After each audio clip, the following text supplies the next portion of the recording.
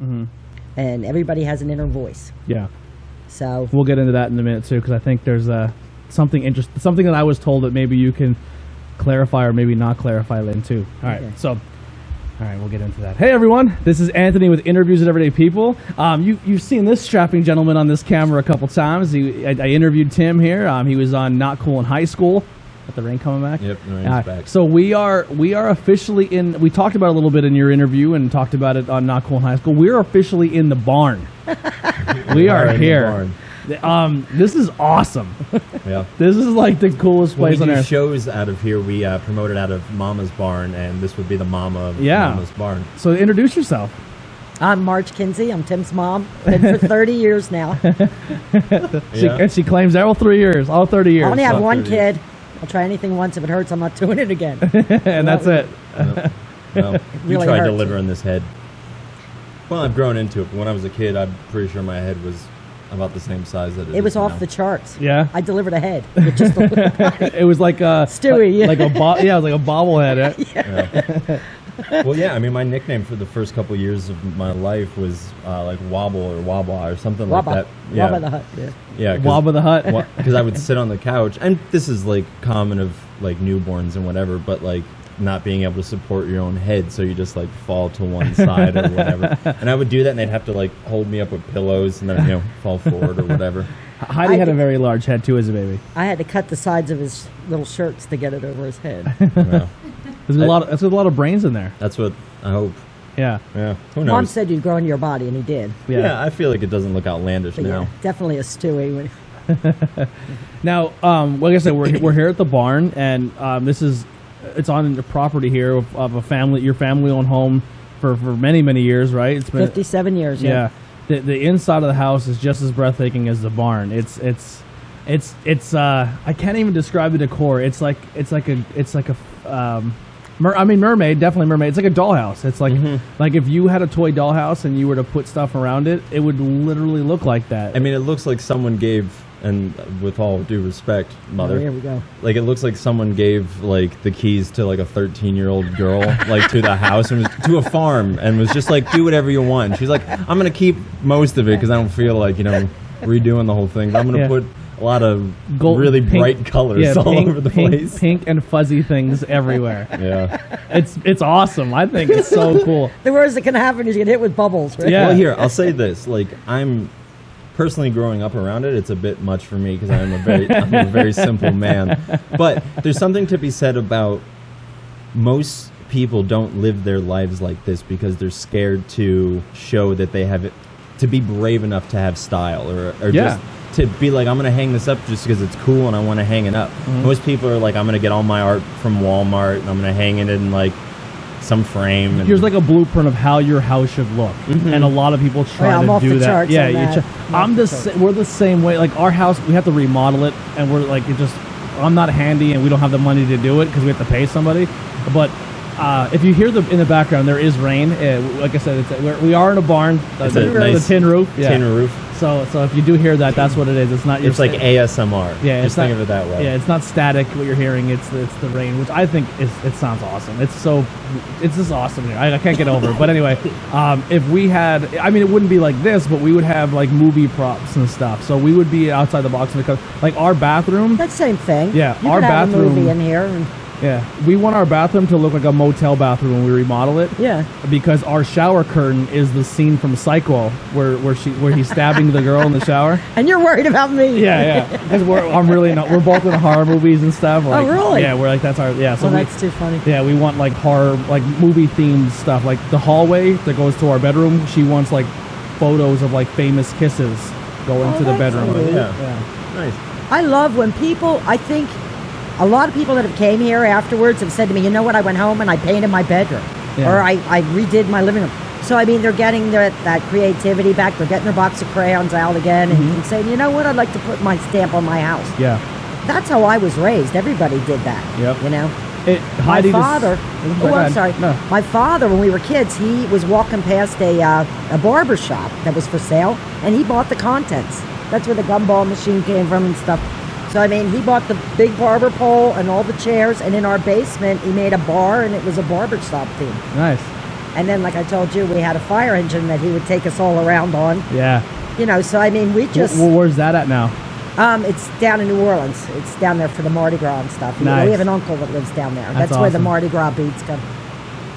We sponge off the relatives regularly. Yeah. It's a hobby in our family. I'm the only one who hasn't. I've never been down there. I've never been to the South. Really? To New Orleans. I would love to do New Orleans once. Yeah. Not only for the obviously the Mardi Gras and the party scene, but like I said, we're both very into like the supernatural and yeah, well, those women down there, they're kicking. Yeah. But they're like swamp ladies. Yeah, like so the swamp voodoo and like that's like scary. And there's some like pretty iconic. How do you feel about that? I enjoyed it when I went down there, but I have nothing but respect for them. I went to go through the Voodoo Museum, and I tripped 3 times going in, so I thought I better just sit outside. Yeah. So it's not my thing. Yeah, I couldn't get in the museum. There's a lot of like So I'm historical like, buildings that like the public aren't even allowed to be in because they're that deemed haunted and stuff like that. Yeah, but this isn't. The Mermaid's theme and all that was always about. I was raised in just a total happiness environment, you know, Smurfs and lollipops and all that kind of stuff. Yeah. It's like Candyland. It's the best way. It's like Candyland. Yeah. So when people, you know, tell me, oh, I'm depressed and I'm this and I'm that, and I'm like, what's the matter? Because it just I never even met a depressed person, to tell you the truth, growing up. I mean, we were all just running around here playing in the farm, and you know, we didn't have any TV. And activity. I think activity. Just from what I've learned, because I do suffer from it as well. But I think when I do my podcast and I stay active and I keep moving and I keep myself motivated and have something to go for, I think that definitely helps. But she described it the best. Heidi described it the best. We came in here. She's like, you just feel happy when you walk in the house. Yeah. The bright colors and the decor. Just it's a very uplifting place. Like even in here, it's very uplifting. It's really cool. Like you just keep looking around and seeing something new you didn't notice before. It's like a very uplifting Cracker Barrel. Yeah. Like it's very like barn like that barn rustic. It's a mermaid's pirate ship. Did you see the flag? Exactly. If a mermaid took over a pirate ship and then someone gave it's an all-girl pirate ship. We had a plank. We have the mermaid's head on the wall over there. We have the life preserver. Yeah, that's the theme. You just need a bow. So you're supposed to be in a ship, a mermaid ship. That's the idea behind it. I feel it. That when you install a pool over here, you can have you can have the plank come out of your office and jump off the plank into the pool. You know, people There's laughed never at Walt going Disney. to be a pool on this property. Yes, there is. People laughed at Walt Disney and stuff, you know, but there has to be people that. When I was a kid, we went to Hyslers. That was a big deal. We were up there mini golf. We went once a year if we were lucky, you know. And so you got to have some places where you can go and like going to the beach when you go to the boardwalk and the carousels are going and stuff like that, you know. So, I mean, but I never got a chance to do all that, you know, because there were so many kids and stuff. I mean, we went once a year and that was it. But why not make your home, since you're stuck in it, you know, 24/7 or, you know, or you're working and you're coming home. Why not make your home your place you can't wait to get home to, you know, that makes you happy, not depressed, you know. I don't understand it. I really don't. How people are. Well, I think people take advantage of the idea of a home. I think how far back? How many generations do you have to go back before the idea of a room is a new concept? Yeah, you know. So or like people having a place of their own to live. Like how people were just living in family huts for how long? You Well, know? my point is somehow it got to be like, you know. Well, what I'm saying is that they lost the respect of the original blessing of it, like the fact that you get a home, and all these rules, like you can't smoke, you can't do this, you can't laugh, you can't, and you kids are like missing so much fun. I mean, we were driving around drinking in the back of cars and campfires going. Yeah, don't drink and drive. Don't drink and drive. But nobody was ever said that. Yeah, you know what I mean. And we just were responsible. Like everybody knew if somebody screwed up, the party was over. Yep. So they would bring their stuff. They would have a good time. They would spend the night and they would leave. You know, we had a chip bucket. Everybody threw their keys in it, and you could have a good time. This place looked like Woodstock. Like my brother used to go around and invite everybody from the bars when they come to the farm, hang out here. So I'd get up in the morning. There was people sleeping all over the lawn, in the house, everywhere. Awesome. You know, it's so awesome. I know. And I'm like, Rick, who are these people? He's like, I don't know. They just wanted to keep partying yet, so we brought them here. Skookstock too. How about it? Now I know those days are over, you know, but they really aren't. You can still have what I always say is stay in your wing and do your thing. So when I bought this place, I thought, you know what?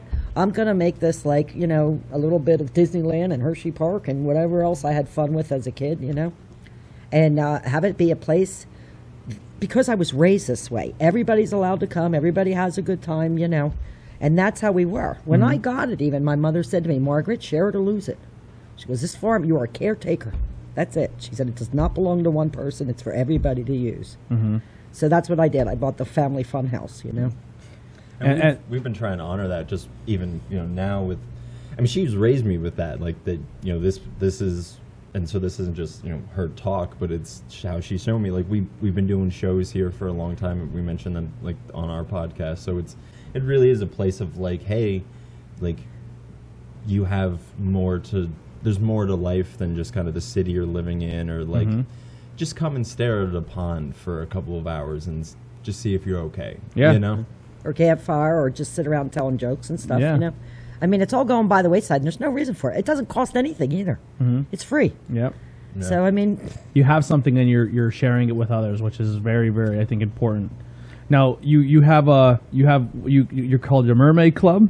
yeah, it's like mermaids. Like a retreat. It's I don't even know how to describe it either. I mean, when I bought the place, I was raised like that everybody could come and just, you know, there was always kids here running around and all mom and dad's friends and stuff, and my aunts and uncles and all, and their friends and their kids. So I mean, I never had a home where just there wasn't anybody in it but your family. Yeah.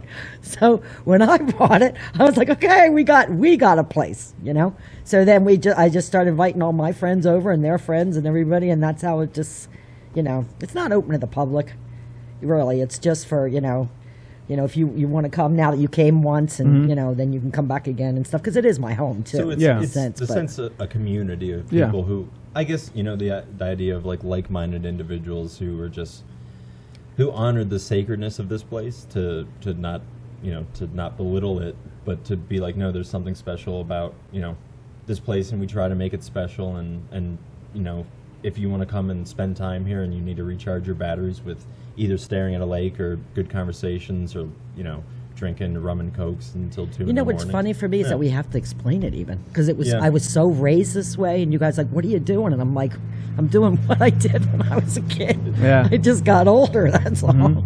You know, so it's Do you think that we were raised a little bit more exclusively, maybe? That people in our generations are a little bit cliquier than older generations? I was kind of raised in the same way you were. I was always raised with my cousins and my family, so I can assimilate to that, where maybe, and this is not a shot at anyone, but maybe not as a positive all the time. Like you described it. I mean, we were laughing all the time, and we were telling jokes and stuff. Oh, we were laughing, but mostly it was at my expense. That was Tommy. He was the youngest of everybody. Yeah. We killed him. Man. Yeah, that was me. I'm the one with the therapy. He's not doing great now. He's in therapy. He runs a podcast. Yeah. No, actually, he's in L.A. and he bought a place, and it's open to everybody. He's running 4-wheelers all over the property. Nice. And stuff. Yeah. One day, I'll. But I mean, this was norm for us growing up. It really was, honest to God. So I mean, when everybody comes in and goes, "Look at all this stuff," I'm like, "Well, what?" You know.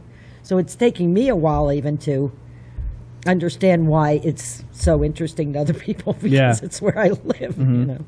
Yeah, I feel like a part of my task of life is interpreting the world to my mother, and interpreting my mother to the world. So it's a double-edged sword, but it's my. Hey, I just created a happy place, and I live there, and and I share it with everybody I can. But what I wanted to show the retreat about was the girls, all the mermaids that did come here over the last 30 years. They all would bring stuff, because you know, if we needed a table or a chair or lights or whatever. So this is everybody's stuff that they didn't want, basically. And so, but I mean, to contribute it like this, I mean, it's so beautiful. You really should take some more pictures of it before you leave. Definitely will be. I mean, it's so unique, and I can look around here and I know every piece that everybody gave. Like, everything has a story. Yep. And we do crafts here, and we do classes, and you know, like I said, people just need a hideaway. They need to get away, and we let people smoke cigarettes here, and they're like, "Oh boy," and I'm like, I can't believe we got to this. Like, you can't even sit down and have a cigarette. So there's you should see their faces when they say, "Can I?" Yeah, like can when I we smoke? have shows I'm like, here, yeah. and people are like, go outside, can I smoke in here? And I'm like, yeah. Why wouldn't you be able to smoke in here? And they're like, well, it's a wooden barn, but it's like, well, yeah, just don't ash on the floor. No, well, yeah, if you like, you're 30 years old. If you burn it down, you're going to screw us all. Yeah, so. I guess common sense. I don't know. Just treat it with respect. Well, and there's a feeling of ownership too, I think, when people come here, because that's their umbrella and that's their chairs, and so it's They like take pride this is in it. their house, right? They're not going to wreck it. Yeah, and we've never had any problems with shows. We've done I don't know 3 years of shows here, and never had anything broken. I think maybe one time this gumball machine or something. I don't know, but nothing of. Well, there's nothing in here that's it's What not do you mean? It's not priceless. Shatter antiques. but everything in here is very breakable. Yeah. There's a balloon. I could pop that. I just noticed the walking space above us too. Yeah. Yeah, this is the original 18. It's a pegged barn, and it's an 1898 pig barn. It was a pig barn, and so there was a family of 9 actually that lived here before we moved in. Mm-hmm. And then we had 13 kids plus 6 adults. And then they invited, if that wasn't enough, Mom and Dad invited everybody they knew. Mm-hmm. So, like I said, the weekends, there was people running around everywhere. Dad would say, here's their friends, here's our friends, here's their kids, go play with them. We're like, okay. So yeah. When you walk in, it's kind of you walk into the living room, kitchen area, and then off to the right there's the bathroom, and then there's your little back office area. Then the upstairs has 3 bedrooms, and the attic is converted to a bedroom too, right? It's 4. No, 4. Oh yeah, 4 bedrooms, and then the attic's converted to a bedroom. We can sleep 13. Yeah, and you said growing up you slept in a hay truck, right? That's correct. I slept in the hay wagon outside. Well, the adults slept in that. We weren't allowed in the house. Yeah. Like when I bought it, was the first time I was like, wow, I'm in the kitchen. Nobody's throwing me out. You said you had some people were in tents. Yeah, but they bought a tent from Sears, one of those big tents, and all the boys were in there. And then the girls were allowed to sleep upstairs. There was army bunk beds, and there was 8 of them. They were in there until we bought it. So when we got the place, when I was 9, there was, I want to say close to 8 bunk beds in there, something like that. Yeah. 1, 2, 3, 4, 5, 6, 7. Yeah, there was 8 bunk beds. Yeah, it's awesome. I remember so when I was a kid, and I would the same thing with we mentioned before, her cousin would bring family and stuff and whatnot, and as she said earlier, I'm an only child. So yeah, it was a very big shift from when she was growing up here, and there was just everyone to just me and her. But it was so fascinating to just see a place that just accommodated so many people. It was great. I can't believe there's been thousands and thousands of people through here. I mean, it's unbelievable. Well, I may have told you this story before. For a little farmhouse, Yeah. I was at the coffee shop, and we were having a show there, and my buddy Condition Oakland was playing, and a guy came up and asked me what time they were playing on Saturday. It was a couple days before, and I told him what time, and then I'm like, well, how do you know them? And he's like, well, I've actually seen them in your barn. And I'm like, oh, I have no idea who you are. So it's encouraging to just be this place is so open that I'm meeting a dude somewhere else who's been here. Theoretically, I held that show. I probably hosted it, so I should have known if he was here. Yeah. But yeah, it's cool to me. Well, actually, when people listen to this, you're going to find out. They're going to be like, oh, I went there. I got my cards read, or I was outside at the campfire or whatever, But my brother, what was really great is in 1980, we moved up here full time. And my dad built the house up the hill here. And he goes, you kids can have that old farm, right? And my brother was in a fraternity, and this was Animal House time and all. Yeah. But he was in Phi Kappa Theta fraternity down at LaSalle College. And he had all these buddies, and then I had all my friends. And so, he just brought the whole fraternity up. I introduced him to all the local people. Oh, it was unbelievably great. And that was just the start of it. And then afterwards, when I bought it, then I had all the mermaids here and all their friends and their family and their, So, I mean, you couldn't even count. You really couldn't count the amount of people that have been here in 57 years. Mm-hmm. Now, if somebody wanted to come and take a class or do a class or come up here, you said, to recharge your batteries or to get a tarot reading or a card reading, how do they go about that? Oh, they just have to contact me on Facebook. Mm-hmm. I'm under Margaret Kinsey. Awesome. And that will all be in the links and stuff below. Yeah. I didn't even do any intro. I'll record that later. Yeah. We just started. Yeah, we went right into away. it. Yeah. So anyway, That was a bit of an intro. a little bit. Yeah. But anyhow, here we are at Mermaids, and that's how it came around. Yeah, the power of editing. Yeah, I get too excited. I'm pumped. But what else about this place that is something you want to share with people or put out there? Well, that's an interesting question. I mean, I do give classes here. I do tarot card readings. I'm a medium, and so that's interesting to people too. I know you had said you were interested in that. So we can delve into that if you want to. Yeah. Yeah. Okay, so how do you become a medium? Well, initially, here's how I started this, okay? When I was a kid, my mom used to take us to get our cards read. So again, totally normal for me. I didn't know you guys didn't go, you know? Yeah. Okay. So, and it was an interest of my mother's. So she would take us to go get our cards read. We'd get them read, and you'd wait and see what happened, and it was fun, you know? And so, same as if you were going to the Dairy Queen. That's how I thought of that. Okay, We went to vacation. Scary, it wasn't. Yeah, we went vacation one time to Ocean City or Richmond. I forget where we went. But we were A beach. We went to a beach, but we had like a beach house that the whole family stayed in. Once again, my mother's side of the family is very large, all cousins running around. And I remember we were going through this cabinet and finding board games, and in the I found a Ouija board. Oh no! And I found a pack of tarot cards. And everyone was like, "Don't touch those!" Like, you know what I mean? Like, well, I'm still scared of Ouija boards. Really? Like, I'm like the good Glenda girl, the bubble, you know.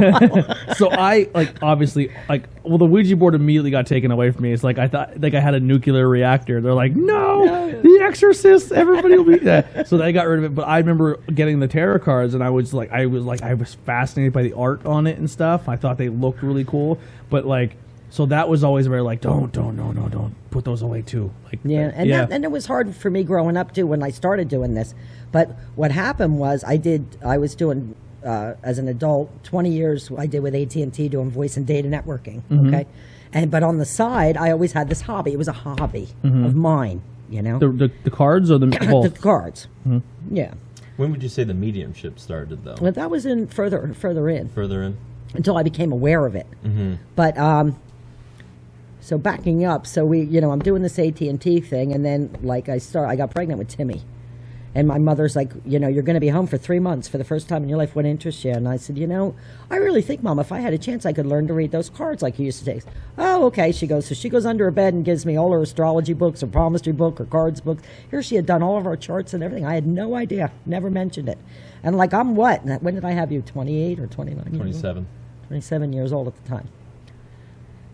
And so anyhow, I started doing it as a hobby, So my friends would, I'd run around with friends and they're like, okay, well, what are you doing? I said, well, I'm learning how to read these tarot cards. And I said, so I got this book. It was called How to Read Tarot Cards by Tarot Made Easy by Nancy Guerin was the name of the book. And, because there's 78 cards in a deck. So I'm reading this book, and there's 32 meanings under every card. And I thought, oh, my God, you have to be like a brain surgeon to memorize this stuff, So I learned it all the way you're supposed to learn it. And then I decided to myself, this is just too hard, So what I did was I took all 78 cards, and I took the pictures on them, and what I did was and I'll show you when we get into more detail, but I assigned a phrase to every picture. So when you do the cards, it makes a sentence. So, I know. So I developed my own way of doing this, right? That made sense to me. And so that's how I started doing the cards. And like I said, the girls would come over and friends and all, and they're like, do me. So I'm like, okay. So I'm running the cards, and then they're calling me up and saying, this stuff's happening. And I'm like, get the hell out, And they're like, no, it really happened. I'm like, really? So then the more I did it, the better you get at anything, And so that's how that came about. Now, the cards, is that the theory to the cards? Is it? You're good. You're good. Heavy smoker.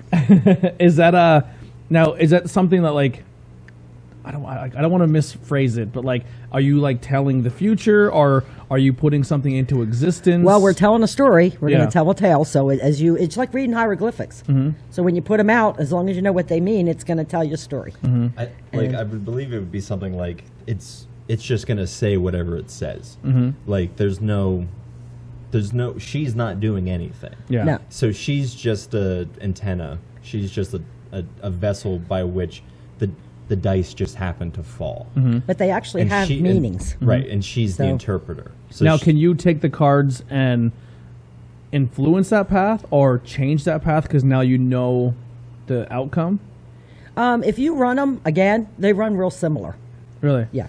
But I don't like. But she not, can't nothing's do 100%. anything. Yeah. Like, well, no. and So it's like like so if someone reads your cards and they say I wouldn't even know from experience of like what it would say, but like, hey Tim, like in your cards something is going to happen, or this could be something negative that happens to you. Is that a sign then like, oh, it's already predetermined, or is it something like, oh, I should probably change the way I'm going to prevent that from happening? Well, you know what? I kind of have an agreement with the people that help me. I call them my invisible friends or whatever. But I'm like, listen, don't tell me anything that's going to upset people.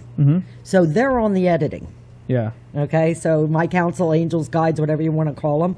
So that leaves me in a great position, and it's worked out for 30 years. So I'm not projecting doom and gloom for anybody. I mean, who needs to hear that stuff, you know? So mostly it's a going forward path, who your angels and guardians might be that look over you and stuff like that. But there's no negative. and I would say, like, if there is something that it's always when, like, and I've had my cards read by her for years, it's always something along the lines of you want to watch out for. Yeah. Because I think that we would agree that there's probably little written in stone, right? Oh, yeah, your whole life's open to you, you know? It's just according to the pattern, this is where you're headed, you know? Right. If you continue to if you continue to act out as such, this is how, and like, I think you would agree that, you know, you come back the next day and you read the cards and they're completely different. Well, I wouldn't say that. There's still a theme to them, yeah. Because people say, what if I shuffle this all up and we'll say something different? And usually it's kind of the usually same. a falling pattern. Yeah. Okay. Now, have you ever had a situation where you're like, I don't want to do doom and gloom, but this is something very serious that I should let them know? Seriously, I've never. You got that one for me a couple of weeks ago that was every bad card in the deck. Well, usually if it does, You're like, I'm And like the period I'm on calling it was off the work death today. card. if it I'm does like, something ugh. like that, it usually means something's up. Yeah. You know. So It's never like I've never gotten one that's like, hey, like watch out for a Mack truck on Friday. Yeah. You know, like that's I think what people are expecting, or like something along the lines of I like, seriously don't do doom and gloom. I just don't do it. Yeah. You know, so they know even if they tell me, I won't tell you. Yeah. It's not what I'm about is getting people in the right path, on the right way, in the right avenue. That's it. Okay. So some people have called me later on and said, you know, my brother died like 4 weeks after you read me and you didn't say anything. I'm like, that's right. It's not my job. Yeah. You know, I'll help you get over your brother passing. Yeah. Okay. But it's not my job to come in and say, oh yeah, you're going to get all By this. the way, Yeah. next Tuesday. Well, because that's more of Who would want to go to that though? I wouldn't Right. even want to go anyhow. I mean, my God. I'd be like, I'm staying away from. I'll be like, you go to your brother, you're like, I love you so much. He's know like, what? what are you talking about? And I watch this stuff on TV, and they're like, demons attack me, and this and that. And I'm like, oh my God, I've been doing this for 30 years. I've never seen one, heard one, had one, nothing. Yeah. So, I mean, I don't know what that's about. I just think you're super But positive. Maybe they're just. They can't live here. They hate it. Yeah, they're they like, hate you it. scare them away. Jukeboxes going off Yeah. and stuff. That's what I said earlier. The jukebox are on to scare Yeah. away the demons. They're just like how we can't just go in never- there. There's smooth R&B in there. Again, when I grew up and saw this TV and stuff, and I'm watching all this stuff, I'm like, holy cow. Like, that's not how I was introduced to any of this, you know? Like I said, you know, that witch that comes down in the bubble in the Wizard of Oz, and she's like, everybody be happy, it's okay, and you Yeah. calm down. That's what I was raised with, you know? Yeah. So That when I was the start proper seeing way to this, go. Yeah. this people getting hurt and all this demon attacks and all, I'm like, how could that possibly be that it's never happened to me? Never. You know, in 30 years. I've never seen anything horrible or nothing Or like like that. negative. Never. If anything, I can't get rid of them. They're all happy around people all the Yeah. time. And, you know, so I don't know if that's, like you said, the energy that runs on the property, but I'm not about that kind of stuff. I'm really not. And like I said, they edit it. So when I hear something in the mediumship end of it, I know that I can tell you because they've already let me know that. So, Interesting. yeah, I put the onus on them. I'm like, don't tell me anything that's going to upset you, because who wants to come in and deal with that? And that also keeps her pride in check, you know, so she's not a person that's like, I'm just an operator. right. See, like That's it's just it. a humble woman trying to like show you how like you've got some junk going on in your life. Let's see if we can figure it out. Yeah. You know, and like hopefully there's some benevolent friends on the other side that can give you some advice. I just, You know? or someone who had a really, like, if I was on the other side, I would have too much of a sense of humor. I'd be like, They do. Believe you me, they do. I Some agree people's with that. guardians are so funny. We're laughing our butts off by I the would be a messages. horrible, like if I were to pass and come back as someone's guardian, I would be. He told me that. He goes, if I hear you once after you die, that's it. I'm like, okay. So. I'd be the worst That's guardian what ever. I've threatened her because I don't know. Well, I'm like, my thing is like, hey, I don't feel like being haunted by you. Don't show up. Yeah. I'll die eventually. We'll meet again someplace else. I'll be fine without you for those years. I don't need you popping up as a ghost in the corner. What you need to do, too, is you need to keep an open mind. Because if you think about us being on this rock spinning around in this universe, I mean, there's billions and billions of universes and stuff. So, I mean, you know, to think that it's all just about us. Like, do you ever see those stories where it's like someone's in a box their whole life and they think that's their whole world and you can't tell them any different? The Truman Show. Yeah, is that what it is? Yeah.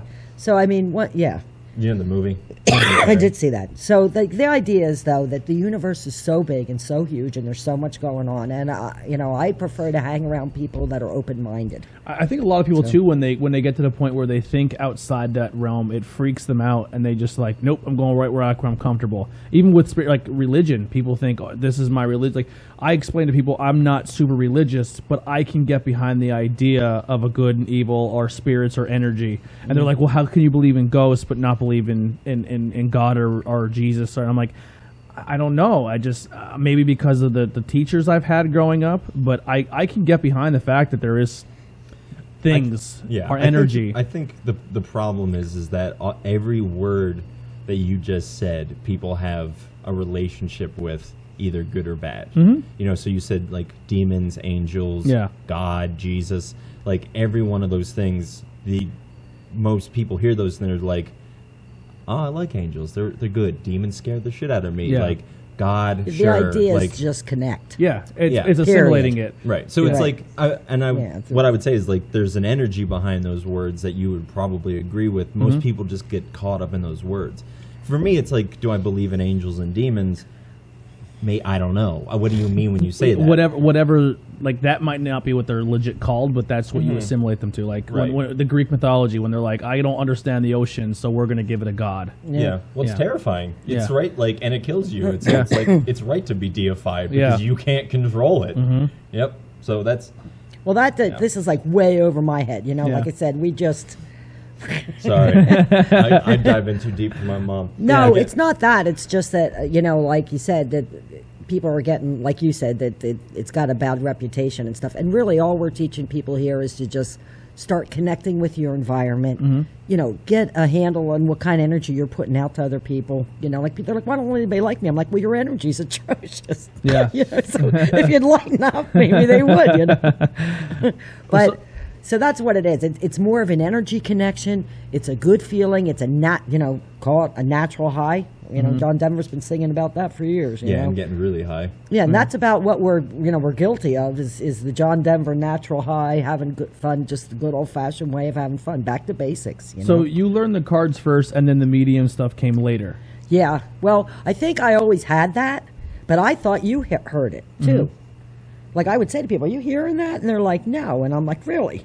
So, you know, and then it got real specific. So, like, I was reading this girl once. It's one of my favorite stories. But she said, do I marry the guy I'm living with? And I heard, like, you know, in my head, he's missing his left testicle. Okay, so I'm like, okay. I said, is your boyfriend missing his left testicle? And she said, yes. So then you got it. Were you? Yeah, she thought I slept with him. Yeah, she's like, you must have been with him. I said, listen, I don't know that guy. I said, this is what I heard. I said, did he get hurt on a bike? And she goes, yeah. So that is what it is. So now, as being a sane AT&T computer programmer gal or whatever, I'm thinking I got to be able to answer myself here now. How did I know that? You know? And so... You know, then I started learning that there's people that have this ability and they're mediums and stuff. So I'm like, oh, I must be able to do that too. Who knew? You know. Now, when I was at AT&T, I had this one friend, and she would, you know, her and I would do lunch every day and stuff. And the one day she said to me, she goes, "Do you realize that, you know, you're just talking about people, but 90% of the shit you say happens?" And I'm like, really? So, and my sisters are like, My sister Beth worded it real good. She goes, I know why they gave you this ability, because you don't care. It doesn't scare you. She's like, if I would hear that shit, it would drive me crazy. And I'm like, yeah, no, to me it was natural. Yeah. But when it got specific like that, I'm like, all right, now, then somebody explain this to me. Then why am I hearing this? Because I'm paying my bills, I'm raising my kid, I'm normal, I'm not a psycho nut.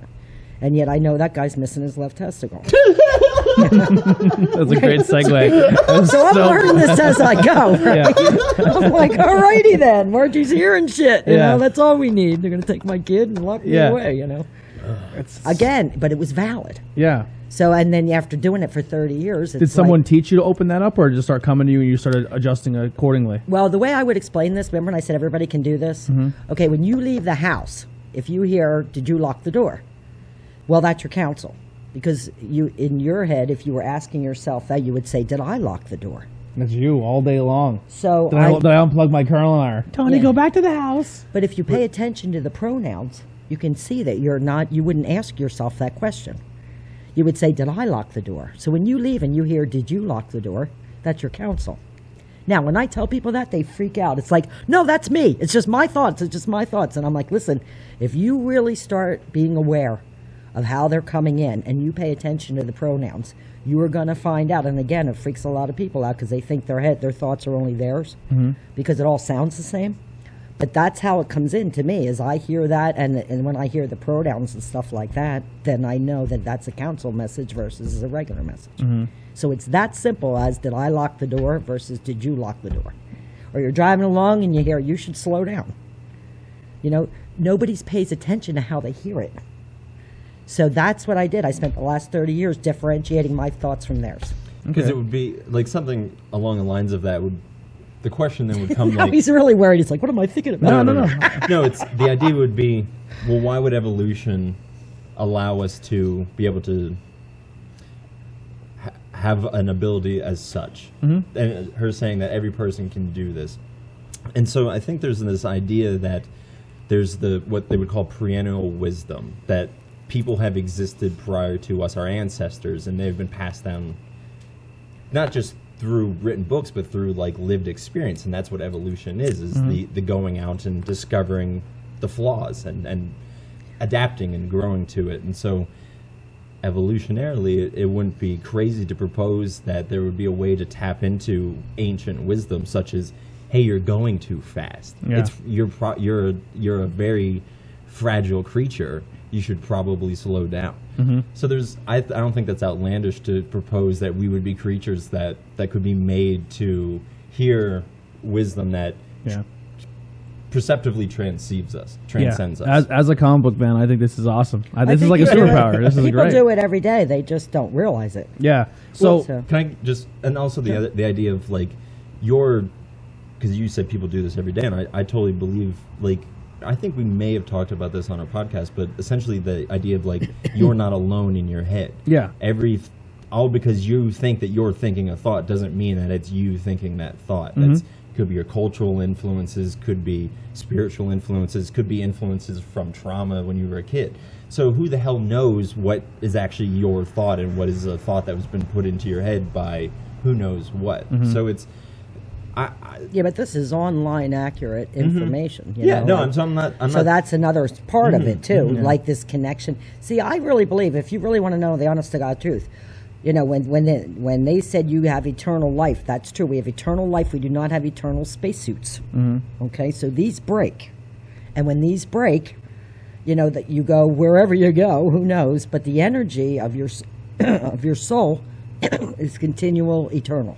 And this is the gift that we've been given from the Creator, is eternal life. So, I mean, they're not kidding around. Yeah. You have eternal life. You do not have eternal spacesuits. So the one, as a little bit of prep for this, I kind of looked into some different mediums, and I couldn't tell you their names because I didn't want to like remember people as their names. I just wanted to remember what they said.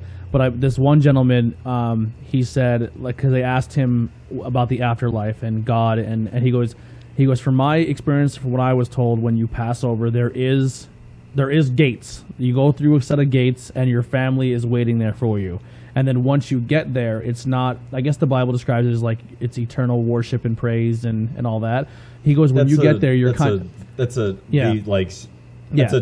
It's accurate, but it's a misinterpretation of what. And it he actually said means. everyone there kind of has a job to do, whether it be you're this person's guardian or it's your job. Not like a 9 to 5 where you go up and you're selling groceries anymore, but like once you pass on, your energy is then given a task to do. Mind if I take this one, or do you want? Well, all I would say on that is I have no clue. Yeah. Like when I say eternal life, Yeah. it's as this. I used to do this to Timmy all the time when he was like, "Oh, where'd you come from, son?" Yeah. And he goes, "I don't know." I said, "How'd you get here?" He goes, "I don't know." I said, "Well, where were you before?" And he's like, "I don't know."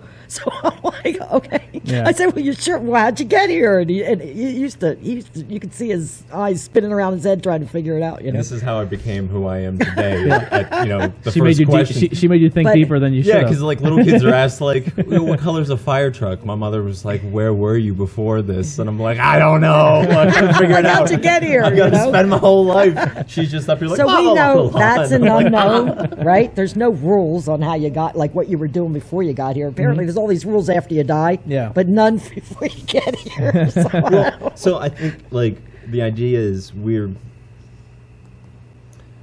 participating in something that transcends our current perception that's of it. correct. So in order for us to participate with it, this is the idea of faith. And so to be like, okay, so I see that something's happening here. You can either choose to acknowledge that reality is alive or just kind of see it as this dormant thing that we just happen to be alive in participating with.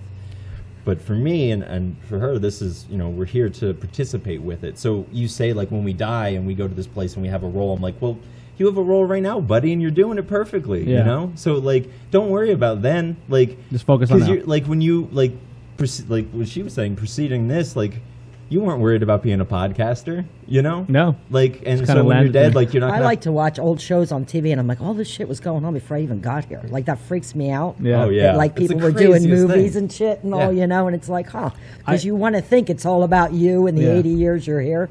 But I really do feel like, I think that I'm going to be honest with you, I know that nobody dies, okay?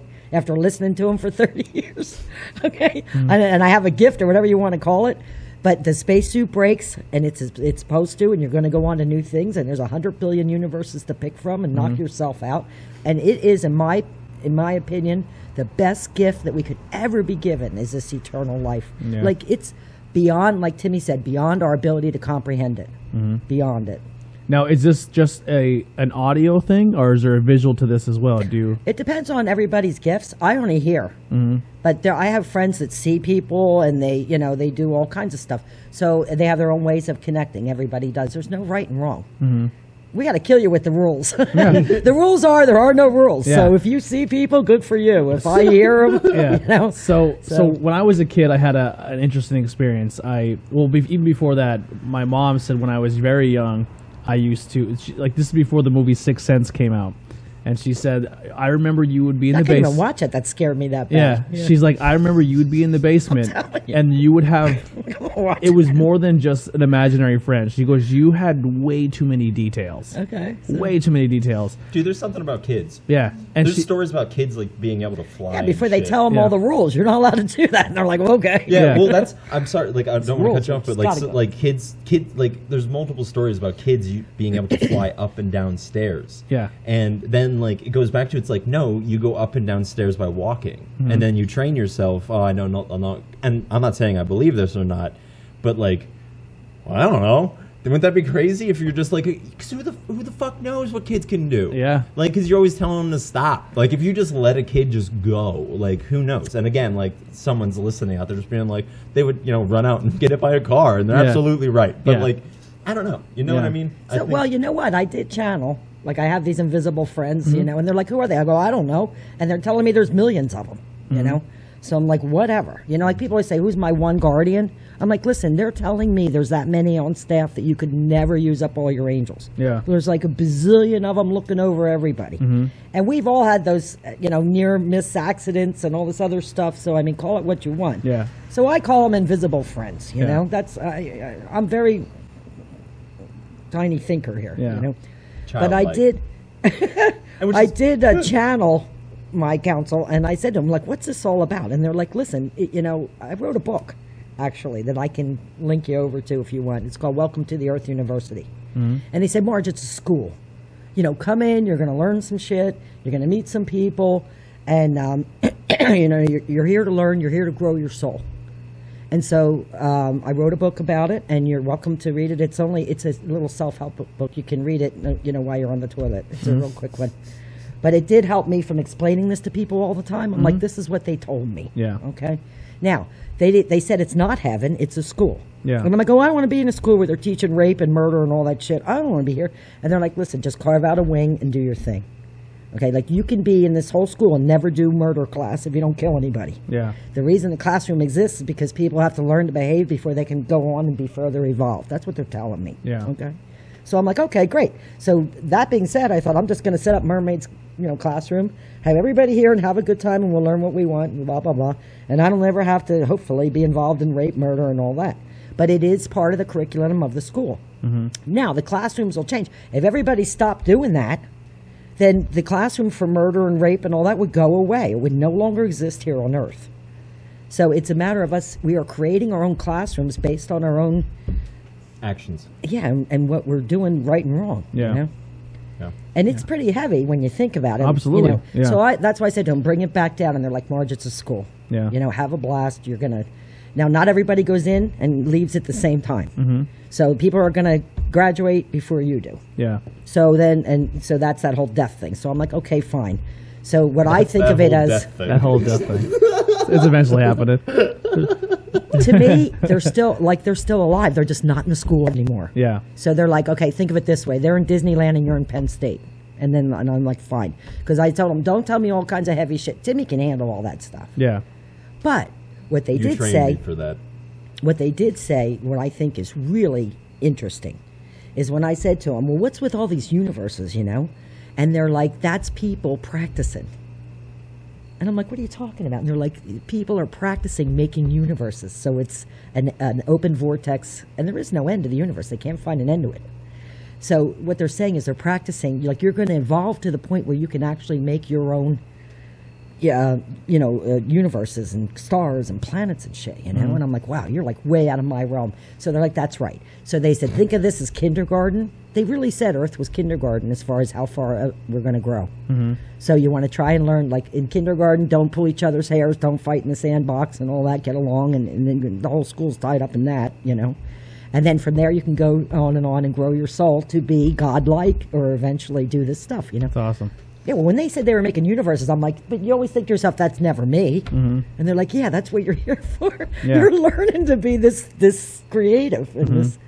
So, I mean, to me, it's so cool, this gift of life, that's why I can't understand why people are all pissed off, because I'm like, oh, my God, it's only 80 years out of eternity. If you look at a ruler, you got like this much that you're here. And more and more and more and more people to meet, more souls to meet, and who wouldn't want to get on this train? Mm-hmm. You know? Yeah. Yeah, I mean, that's a phenomenal way to look at life, is just this, this gift to be present and to just actually enjoy what's in front of you. Well, they did say that. They said, slow down. You got 80 years. Mm-hmm. You know? So, I mean, quit being all upset all the time and stuff, you know? And I'm like, okay, they're right. We have eternity. Mm-hmm. But the concept is amazing. Yeah, so going back to this, my weirdness as a kid. Yeah. Oh, God. So my mom used to say I had all these people I would talk to, and she said it was way too detailed and stuff. And then I was really, really close to my one grandmother, and then she passed away. And my mom said she had this feeling, like how you were saying, like the voice, and like she said the bedroom door, like she just felt something was there. And she said out loud, she said, Betty, I know you're here, but if I see you, you're going to put me in 5P. Get the hell out of here. And she said the feeling went away. And then she said she was downstairs getting ready in the next morning and stuff. And I was in a crib, somehow got out of the crib and ran downstairs and was pulling her arm to tell her to go up. I always assimilate everything to a witch. I didn't know what a witch was as a kid. She didn't even know how I learned the term witch. Yeah. But I would be like, there's a good witch and there's a bad witch. And the good witch in the basement protects me from the bad witch in the basement.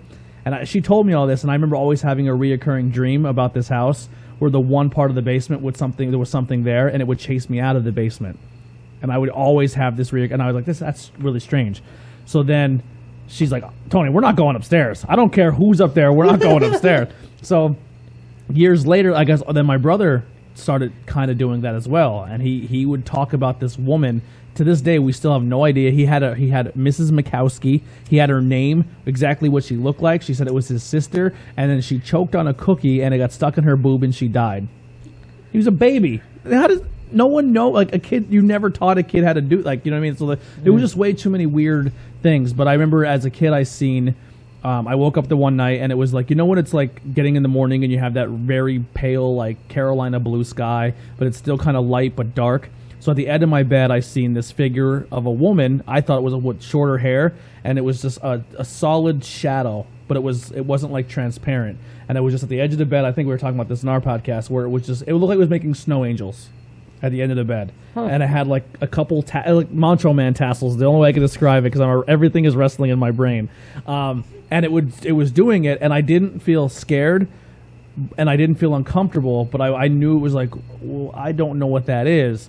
And I remember just staring at it, which felt like for hours. And it just kept doing it, and it didn't move. And then I was holding the light, because I had this little light that, like, a desk light, but that you turn the little knob and it clicks on and off. And I remember scooting over, and I'm holding it in my hand it felt like forever. And I'm staring, I'm like, if I click this on, do I want to know what it is? Or do I just get up and run in the dark? Like, because I don't know. In my head, whenever I have a lot of dreams where I attack demons, and it's like, I know I'm in my head. If I ever see one, I want that, because like I feel like they wouldn't be expecting it. It's the logic in my head. I'm like, no one ever just runs at a demon. Yeah, like, like what if you just punch him in this demon face? But I don't know if that's how it works. So I clicked the light, and it wasn't there. And I remember just like got up, and I just ran to my mom's room and slept on the floor or whatever. And I never really told anyone this. So then we got into in high school as a joke, where like, I don't want to write a report. I hate writing reports, but I can talk my way out of anything. And I was like, so the topic was, we're going to do supernatural local, it could be local mythology or lore or something supernatural or lore-like. So people were doing Bigfoot and Loch Ness Monster and chupacabras and anything like local or just lore of like Mothman, but nobody was cool enough to do Mothman. And I was like, well, what if we do a local ghost place? And my teacher's like, that's outside the box. I like it. So we went up to what is now the Gordon Mountain Ghost. Like the Gordon Mountain. I've heard about that. Yeah. So, I don't go to those things. Yeah. So I don't even go to hospitals or anything. I don't want to see nothing. I couldn't. Yeah. So I remember I went up there, and just to make it a long story short, I had a really weird experience, and I got really, really sick, to the point of throwing up. And then my buddy took these photos to this guy, and he then translated us to a woman, and then this lady kind of talked to us, and she was a medium, but she said she was, I forget the whole terminology, because I was in high school and I wasn't paying attention. At that time I was just trying to get girls. I didn't care. But she was telling me, and then she started breaking down exactly what I told you before we even had the conversation about the basement and seeing the thing and never telling anybody. And she's like, you have a really strong gift here, you just need to learn how to channel. And I was like, I'm good. Yeah. And I left. So then we went and we got in the Jim Thorpe prison, and we started and then when we were there, just for her putting that in my mind, I guess I started opening up to a little more, and I experienced some things in the Jim Thorpe prison I didn't want to experience. And I didn't think it was negative. I never felt like I was in harm, but it was just okay. It was the only way I could describe it is I was seeing things, but in my mind, if that makes any sense. Yes. So I remember so they brought us in, and they said, I want you to walk around the top of the prison, and the people who are medians or channelers or anything, they can sense two cells have way more energy than other cells. And I remember I just walked up the stairs, and this one cell, it literally felt like this fan, but an AC was blowing on me. Huh. And I remember in my head, I call it a third eye, where it's I can see a gentleman kind of on the bars, resting his elbows, and he's just staring at me. I can't make out details on him, but I just know he's there. And I was like, that's uncomfortable. I'm gonna leave. That makes me not right. So I left, and then I went around another cell, and I kind of got another feeling, but then I started hearing something, and it sounded like paper crinkling. Yeah. And I was like, I stopped for a second, and I kind of just try to open myself up a little bit and try to let it come to me without, I just kind of stood there, and I just stood there for a little while. And I was like, I just kept hearing paper crinkling. And I was like, I don't want to get close again because it was freaking me out. So I go down and I said, all right, man, here's the 2 cells I thought were weird. This one and this one. This is why I felt this one. And this one I heard a weird paper crinkling. And one of our friends literally said, I'm out. I'm going to the car. I'm out of here. Yeah. And he goes, why? He goes, because he told exactly if you were going to sense anything, it'd be in those 2 cells. Yeah. And he said the paper I was hearing crinkling, he said the medians say that a gentleman hung himself in that cell, and you can hear his rope going against the concrete. Yeah. And then that was the last time we've ever done ghost stuff, because I was like, I don't know what I'm dealing with here, and I kind of just shut it off. Yeah. That's when I was a kid, we had a really crazy ghost experience, and I had that same thing of just like, I shouldn't be fucking around with this. Yeah. I don't know if I necessarily like how much I buy into it or whatever, but like, best case scenario, let's not fuck around with this. Nobody in my head but Casper, the friendly ghost. Yeah. You know? So I mean, I don't know what all this stuff is you guys are into. Yeah. So in the prison, I physically seen one thing. I thought I seen a woman. Mm-hmm. And it looked like as if she was just a normal human being sitting there. And when I turned, she wasn't. But through a mirror, I made eye contact. And that freaked me out. And then when I would literally just leave my friends and go sit in the cell and close the door behind me and just sit on one of the bunk beds in the complete darkness and just try to any way I knew how at that time to open myself up. And there was times where I felt like somebody was sitting in the bunk across from me just staring at me like, what are you doing here and how do you know? It was just a weird... But see, all this stuff that you guys, that I'm watching it on TV and all the ghost hunting stuff and all that, see, that's not where when I was growing, if I got scared, my mom would say, listen, Margaret, it's not the dead that is going to hurt you, it's the living. Yeah. And so, you believe your parents. Yeah. I wasn't scared. Never it was more scared of just anything that way because... Well, think about where you were. And we talked about this off mic about the idea of... a location. And just energy being projected onto something. Yeah. So it's like you have a man who's...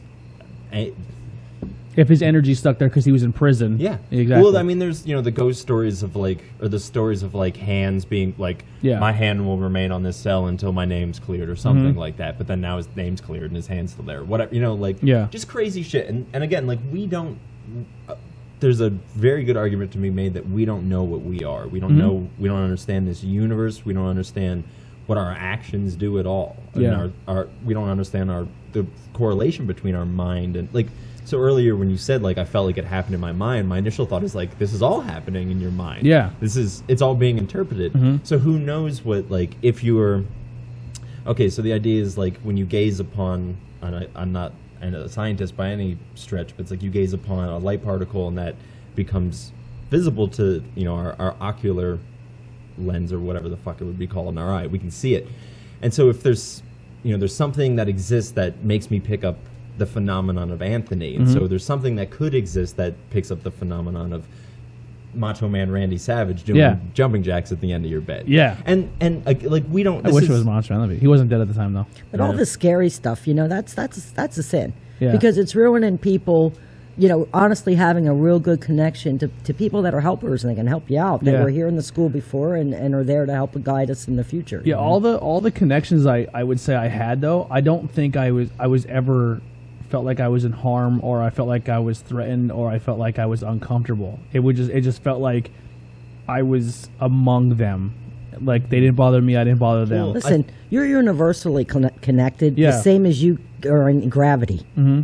There's no getting out of it. Yeah. So I mean, and who walks around all day going, "Oh, I'm stuck on gravity," So I mean, it's part of your natural life, And again, if you look at the animals, even they can't even talk. And yet they're raising their kids or surviving. You see deer every year and all this stuff, So that's as far as I would go with it and just say, listen, there's a natural intuition that everybody has, And luckily for me, I'm glad I wasn't raised in all this scary shit because I would have put it down too. Yeah. But my mother was like, listen, this isn't going to hurt you. The dead won't hurt you. It's the living, you know. And if you can connect to people that have been here before or whoever they are, I really don't know who they all are. Mm-hmm. I just know how I hear it. And like I said, in my mind, I'm an operator. Yeah. So I'm listening to what they're saying, and I'm telling you. Yeah. And that's it. And it's going one way. Yep. Now, if I say to them, what's the lottery numbers? Okay, I want to retire. I'm sick of this shit. Right? I hear nothing. Yeah. So it's okay, because people are like, oh, well, if you can do this, you should be able to predict the lottery numbers and all. I can only tell you what they're telling me. Yeah. That's it. So if they don't, if they would come around and I'd hear 27, 18, 39, like I'd run down and play them. Yeah. You know? Why wouldn't I? I wouldn't tell anybody. Right. So I mean, that's all it is. There's nothing, special about me that I don't think there is that everybody else doesn't have. All I've done is spend way more time paying attention to what I'm thinking about and who put that thought there and where did I hear it. Yeah, a lot of It's it for so me is aware, it's I'm always trying to disprove what's going on. Like when I first started dating her at her parents' house, the first or second night I slept over, I was like, I couldn't sleep, and she's like, why? I was like, I heard people talking And my all sister night hears long. that here, yeah. I hear people talking all night long. And she goes, what do you mean? I said, it literally sounded like I was sleeping in an apartment building or a boarding house. Yeah. And we went down the next morning, and she's like, this house used to be a boarding house. Yeah. Like, all night long, I heard people talking in every room. So it is what it is. Yeah. Now, it was strange. It was like, would you run to the mental health facility over that? No, but it was like, it kind of like threw up another flag. So her point of being like, going back to the idea of rules and social rules. So it's like, she's a crazy person because she hears things in her head, but yet we all have these weird phenomenons that we only talk about when we're like sitting around the fire. You know? But it's the truth of it is we live in a reality that. But the bottom line too, Tim, was that kid was missing his left testicle. So then, I'm logical as shit. I'm a computer programmer here, so I'm thinking to myself, all right, how do I know that? Like, I want an answer. Yeah. Now, I shouldn't know that. Does your antenna, does it work when you're face to face with somebody, or can you be over the phone and someone say, oh, hey, the person you're talking to, I have it, like this is something for them as well? Yeah, the way I set this up is it's on. Like, I don't have to sit down and meditate and all that shit to get connected. I am 100% connected all the time. Now, I might turn the volume down, like as if you were talking to somebody on the phone and the TV was on. But that TV's on. Yeah. Okay? So, like the other day, I pulled into Turkey Hill. And I went to open the door and I heard, wait. And now I know what they sound like because I've listened to it. And I shut the door and someone pulled in right next to me. So, it's on. Yeah. Now, everybody's is. I think the only difference I would honestly say after all these years of people asking me and stuff is I think mine's louder. Yeah. Is that it's loud inside my head. Like I'll hear, stop, Marge. Yeah. It's like, okay. Now, is like kind of how we first came in, you had, if I'm not mistaken, you had the jukebox and the TV with music going as well. Yeah. But not at the same time. The TV. No, the jukebox they were both going. Oh, were they? Yeah. Oh, now, was that is on random play. Is that something so you can focus on maybe the music to give yourself a break from something? I always have music on. Yeah. Only because it makes me happy. Okay. It just does. And not only that, when you start getting into like chakras and all that kind of stuff, music and colors naturally balance the body. Believe it or not. Okay. And that's a whole new realm of stuff. But if you actually stare at a certain color for a while, it'll fix certain parts of your body. And so that's all Reiki and chakra balancing and all that other kind of stuff. I don't do that. I have a lot of friends that do Reiki healing and heal with music and colors and all. But you got to admit, when you walked in the house and saw all the colors it was a completely brightening experience. Like, because it makes you feel. So going to the Reiki, she's actually talking. So there's, I don't want to misuse the word, but I call it the witch store in Shenandoah. Oh yeah, okay, I know. Yeah, and I guess she brought home like certain incense to help you sleep. 'Cause I with my joint disorder and the pain I go through, I have a hard time sleeping. So, and of course she's just always looking out for me, and she's trying everything she possibly can because she's an amazing wife. So she brought home like a rock that the lady said if this rock's near you, you could help you sleep better. Listen, and she's hiding it under the mattress. If you go to Europe and over to Asia and all that, and they're getting into what do they call it when they stick you with all that stuff? Acupuncture. There's so many ways of healing. Yeah. The United States is a very young country. Yeah. It's only like 300 years old or shit. When you start learning Egyptian herbs and shit, that stuff's 2,000, 8,000.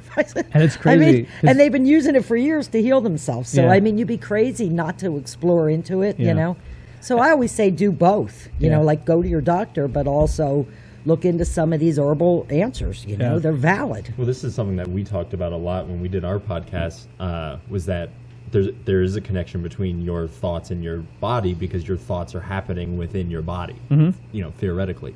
And, well, that's how I think the spirit hovers over the body. That's my belief. But anyways, the thoughts happen within the body. And so who knows what your mental health could actually do to your physical health. Oh, 100%. Yeah, when I'm having a real bad day, I can definitely intensify my joint pain because I'm mentally just having a bad day. When I was a kid, and I used to tell her I was sick to skip school, I would get sick. Mm-hmm. Yeah, like that. Because you're tricking yourself You're to be tricking sick. yourself. Yeah. Yeah. But- And this is, I mean, Well, there's a lot of, and it's actually getting explored a lot more. But definitely look into herbs, oils, aromatherapy, Reiki. They're doing Reiki in the hospitals now. You know. So, and your generation is great. I mean, when I first started, people would walk in and go, witch, you're a witch. And I'm like, I'm not a witch. My one friend, Donna, said, I'd be going, listen, if I was a witch, I would turn you into a frog. You know, I'm not a witch. You're a pain in the ass is what you are. You know? But it's about connection. That's all it is. It's about a positive connection. Do you want to do a card reading? Sure, we can absolutely do All right. one for do you. we need to turn off any fans or anything? No, I think we're good. I mean, listen. And this isn't the mediumship, but let me explain this to you because it'll take some of the mystery They look away. like coasters. Yeah, I read around deck because when the cards are upside down, they have different meanings. And I thought, that's not fair. So around deck, you don't have to worry about that. Okay. So they'll come out in different... She really is about just making it simple and Yeah. like, I'm to the telling you, point. you guys Yeah. are overthinking this stuff. I'm Big like, time. I'm like, I'm seeing things. She goes, who cares? Yeah. It's like we're all seeing And things. so it buddy. is. Look, there's Right, this, who there's didn't? that. Well, I had this. Yeah. But who doesn't have a story, you know? Yeah. So, I mean, you tell me if it's real or not. But Yeah, that's kind of why I'm always been fascinated with this because there's some experiences I have that I don't understand. Yeah, and obviously I've always been someone who to ask questions. You know, I've always So this is a great thing to ask about. How many cards are in a tarot deck? It was the question on the Millionaires the one day. The $1 million question. you said 72, right? No, 78. 78. I was There's close. 78 cards. 70 some. Now, what makes up those cards? Okay, let's get out of the mystery out of the way. Okay, how many cards are in a regular deck? 52, right? Mm-hmm. Okay, in the tarot deck, the court cards go Jack, Queen, King. Jack, Princess, Queen, King. Okay, when we came over from Europe, apparently we jumped the princess, so the Jack has no mate. Okay, so when you think about it, it just goes Jack, Queen, King, right? Ace or whatever. So if you take a tarot deck, you're going to have your 52 regular cards. We're going to go ahead and add in there a girlfriend for the Jack. Okay, so that would add 4 more, which would give us what? 52 plus 4 is 3, 4, 5, 56. 56. Yeah, sorry. Okay, and then there's That's why 22. I'm married to an Asian. She's better at numbers. There's 22 power cards. Okay. Okay, so do you ever play Pinochle? You know how some trump other ones? No, I've never played Pinochle. Okay. Oh goodness, I always get in trouble with that analogy. But there's cards that carry more weight than other ones, and they would be your power cards. Okay. And I'm cutting this down to real simple. But if you add 22, and where were we at? 56. 56. We get So- 78. 78. Okay. So that's what we're going to do here. So we're going to have 78 cards in this deck. Now there's other decks that you can buy all kinds of different decks to do different things. Some of them only have 40 some more cards or whatever. I've actually had someone give me a reading when I did an interview in Harrisburg, just like out of the blue, and he used a regular playing card deck. Okay, now if we take the 22 power cards out of here and the 4 princesses, we can play cards with this deck. Why wouldn't we? Right? Because you're going to have your 4 suits in there, right? Instead of in this deck, okay, cups or hearts. It's shaman is a king, so this card is a king of hearts. All right.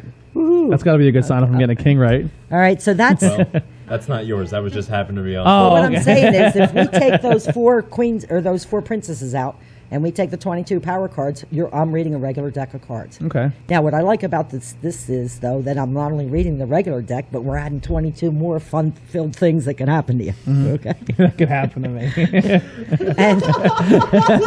And if you look at it from an Egyptian perspective, which is where supposedly it all came from, we're going to do a little bit of that. You know, like I said, I define the cards on my own meanings. And they're going to have pictures on them, and we'll tell you what the pictures are, and we'll go through the journey and see what it says. All right. Okay? So let's just make a little sentence first, just so I can show you what I'm doing. Okay, so say you want to be the King of Hearts here. Yeah. Okay? All right, now. King of love. Okay, this card means happiness. Oh, that's a lot of naked people.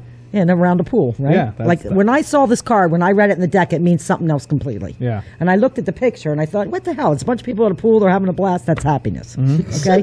So I renamed them to look like the pictures. Okay? Now what does that look like to you?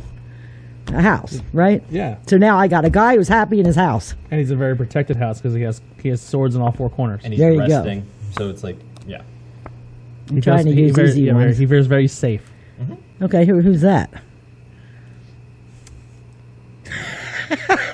That could be Heidi. Okay. Yeah. Okay. She got a unicorn? Yeah, there you go. Okay, these are the mother piece decks, so they have all different color people and stuff. But yeah, we could say it's Heidi and Tony and how happy in their home. Oh, okay. Okay, you're a tarot card reader. That is Heidi at home, too, because she never wears clothes. And you go. I say, Heidi, I'm having an interview today. Can you please be dressed? She's like, I'm going upstairs. Okay, now this card means money. And this card means foolish. Means, So, foolish? Yeah, so it's like, okay, now let's keep reading the Doing a sentence. backflip over a river. That's He thought I was foolish. going to read him. I'm going to have him read me. So it's Heidi and you, happy in your home with money, having fun. Yeah. I'm very foolish with money, so this will be flipped. Well, flip it then. But you see what I'm saying? So Yeah. so I developed this by myself. Okay, so nobody knows my meanings. I understand. Like I can read a Raider Weight regular deck, like everybody else does. I understand all those meanings. But you know, what I did was I said to the council, listen, when I see this card, this is the analogy. Do you ever find a penny? Some people think if they find a penny, it's from their grandfather. Yeah. Right? So the council doesn't care what your code is. They just like, tell us the code and we'll use it. So that's what I did. So like a penny for you might mean it's your grandparents. When you see a penny, you might think it's good luck for the day. When I see a penny, it might be a message from my Aunt Beth or whatever. Yeah. So I mean, you just, the way that I did it was define it backwards to them. I said, this is what the card means to me. And they're like, fine. They don't care what the rules are. Just tell us what the symbols mean and we'll work with you. I have one more quick question because you just kind of struck my interest in something. Now, how you said like my Aunt Beth. Now that you have this open channel and connection, have you ever spoke to someone that you've been close to since they passed because of this ability? Every day. Yeah. Yeah. Like I spend all the time with my mom I want to. Yeah. It doesn't, because to me, she's just not in the school anymore. So there's no reason for me not to talk to her or to, conclude her and everything in my life. Okay. So, I mean, her spirit's here even though she's not. Okay. So you does that kind of eliminate to me, a grieving process a little bit as well because especially she's not gone. eternal life. Yeah. Right. So I'm just not in the school anymore. That's how they explain it to me. Okay. So Now when they're you do a getting reading, upset. are you doing a reading and then you're also getting I'm hearing stuff too. Yeah. Okay.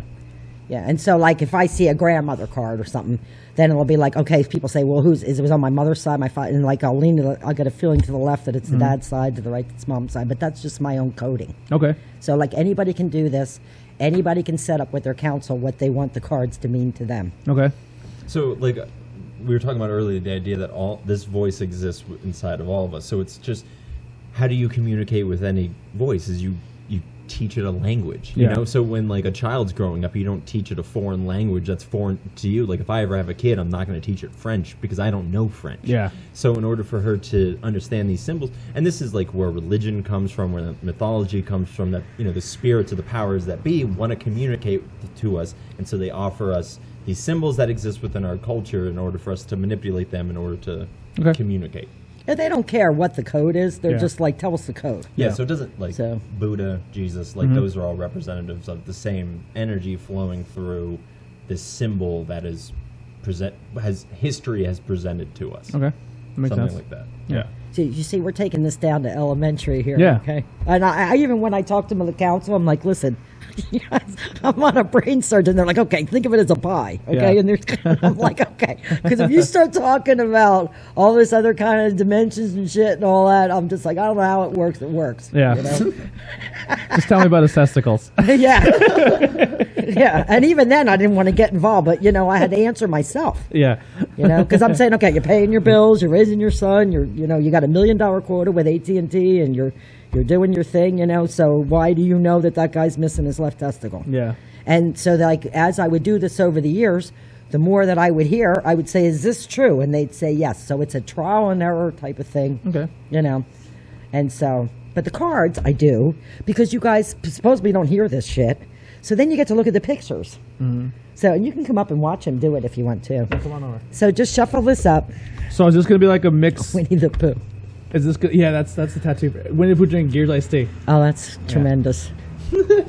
So you're telling me I'm childlike. He's got Winnie the Pooh on. I have Batman characters on my Being legs. childlike. Jesus says that in order to enter the kingdom of heaven, you need to be like a child. So I think you're hitting it right on the head. I take life too seriously. We take life too seriously. That's why we have our problems. That's why we see demons at the foot of our bed. Yeah. Well, you She's know what here else? just to It's have going to fun. break your spacesuit. Like, you can't Yeah. be this upset all the time, guys. Yeah. You know, it's because you're, like he said, your lungs hear your thoughts, and it's all connected. Mm-hmm. So if you keep going, I'm going to get cancer, I'm going to get cancer, I'm going to get cancer, you're going to get cancer. Yeah. You know, you're going to manifest where thoughts go, energy goes, and energy manifests. And so there you go, So we're going to make 3 piles. You do that. Oh, just cut the deck? Yeah. That way, I like this part because that way nothing was, Shouldn't sneak anything in there. You picked it. Yeah. Well, not only that, once you cut it up, it always works out great. So here's the Mermaid card. So I'm at the Mermaid Palace, and I get the and Mermaid Card. see, again, with it being upside down, it's facing me. Mm-hmm. Okay, so here That's for you. Now there's 78 cards in this deck, so the chances of you pulling that out. And again, it is what it is. Okay, now this card means a father Okay. or a grandfather. Okay. Okay, so that's where I'll listen. Okay, and so then I'm kind of saying at the same time to myself, whose grandfather is it? Okay, and they're on you for that. Okay, so do you have a dead grandfather? I have 2 dead grandfathers. Depending on who you're talking to, you're gonna have a great conversation. Okay, so we got a dead grandfather standing up for you. Okay, is how you would read this. Wow. Okay, now this next card is an animal coming in. Okay, so that usually means to me that you're enjoying, I would say in this case, a pet at Mermaids. Okay, so when we were sitting at the house, you were petting the cats and all. Yeah. Okay, so that's what this is saying. He's saying, I saw you do that. Okay, is what it is. But that's what. So the guy's saying, what he's trying to do is saying, I'm watching you guys today. Okay, so you're at Mermaids with this cat. Okay, and here's Timmy's here. Okay, Your son. okay, and it's saying that they know we're doing messages. Okay, this is funny. Okay, so That's probably not good, okay, right? now the death card's going to be in every deck, right? Okay, But yeah. what it's saying is your grandfather's dead. Okay. Okay, so it's not predicting anybody dying. Okay, it's just Yeah, saying you the can see it's grandfather's sitting already on dead. The grandfather already. Right. Okay. So now this is saying. Now, do you guys have children? No. Okay. Not that I know of. Okay, because this little guy here, because he's upside down, it usually means he's on the other side. Okay, so you said, will we have children? There's what the cards are saying is there's potential for you to have a son. Okay, he's just not here yet. He's upside down. Okay, and here's Timmy, and here's the messages we're talking about. Okay, justice for you. Justice usually means what's going right, and this means I'm making money. Okay, like I'm trying to make money here. Okay, so that's your Please. focus, and also on you. So are you working too? Okay, so that's what it's saying. You guys are focusing on money. This is your wife again. Okay. Now this card means this week or currently. See, there's 7 things here. It's a 7 of cups. So I redefine that as meaning this week, 7 days in a week. So it's saying this week, there's potential for the sun for you guys. Here's saying Timmy. Here's this a week. message. Okay. Now we're going to read the whole deck. Okay. Okay. But that's a sentence. Okay. If you get pregnant, Don't even say that. Yeah, there's a little sun upside down here. Okay, now here's a dead grandmother. That's how you would read that. I got okay? 1 of those. Okay, and Unless here's I didn't make a phone call today. So. okay. Now here's another guardian. Now, in all seriousness, grandmother's mother. Oh. Okay, so these people are looking over you. This grandfather and this. Okay, that's what that means. Now this means you didn't know her. See how she's facing me? It's upside down. Mm-hmm. So it means I might have known my grandmother kinda, but I didn't know this woman at all. Is it the same grandmother's mother, or is it? Yes, it would Okay. be off the mother because that's where the card fell. Okay. Okay. Okay.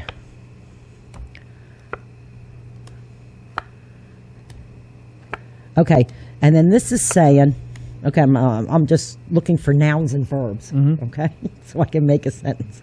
Okay, so this is saying over the winter, you're going to be in more than usual. Closed door over the winter time, this means. Okay, this is your wife, this is marriage, and this is you. So if I didn't know you guys, I would say, okay, you're married to this brunette. And this means you love hanging around this guy. Now, you might. Do you have a brother? Yeah, I do. Okay, because he's part of the family, so it's like brother cards would come up at this point, you know. Okay, and here's you again. The Emperor. The Emperor. I like this guy though, because he's like, look at all my stuff, and I'm getting there. I have a lot of stuff. Okay, this means you're in love. This is the card of love. A lot of love. I have a lot to give. Yes, he's in love with you. So I would tell my person reading this, you love your wife. That's right. Okay, your wife is coming in with a psychic ability. That's all she needs, right? She's upside down to it, but it is, see this card, she has a little bit of ability here, okay? So she might have an enhanced intuition. This is sex. And this means that if you guys fight, she cuts you off. This means arguments with sex if you guys are fighting. Now, the argument's only a 4, but that's what that means. So if you make her mad, she's not going to put out. Honest to God, it's what it means. Are you angry? That's hysterical. Okay, and so here's some guardians now coming in. This is you two again.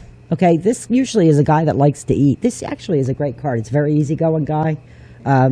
You should have a grill, or he likes to grill, or either eat or cook is what the card means.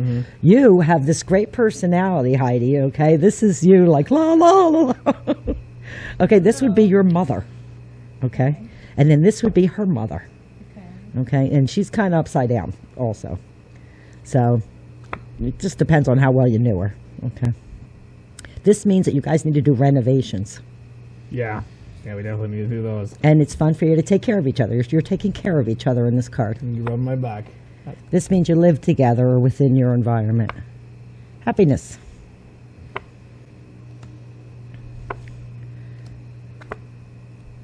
Okay, and then this is saying that he can at times be a little stubborn, okay? Can be a brick wall at times, okay? So, also he's a communicator. This means talking, okay? And this means he likes to talk, which, okay? Yeah, See, it's coming out of the mouth. That's why I like to show the pictures, though, too. Okay, now this means that you guys have been talking about what you're going to do over the holidays.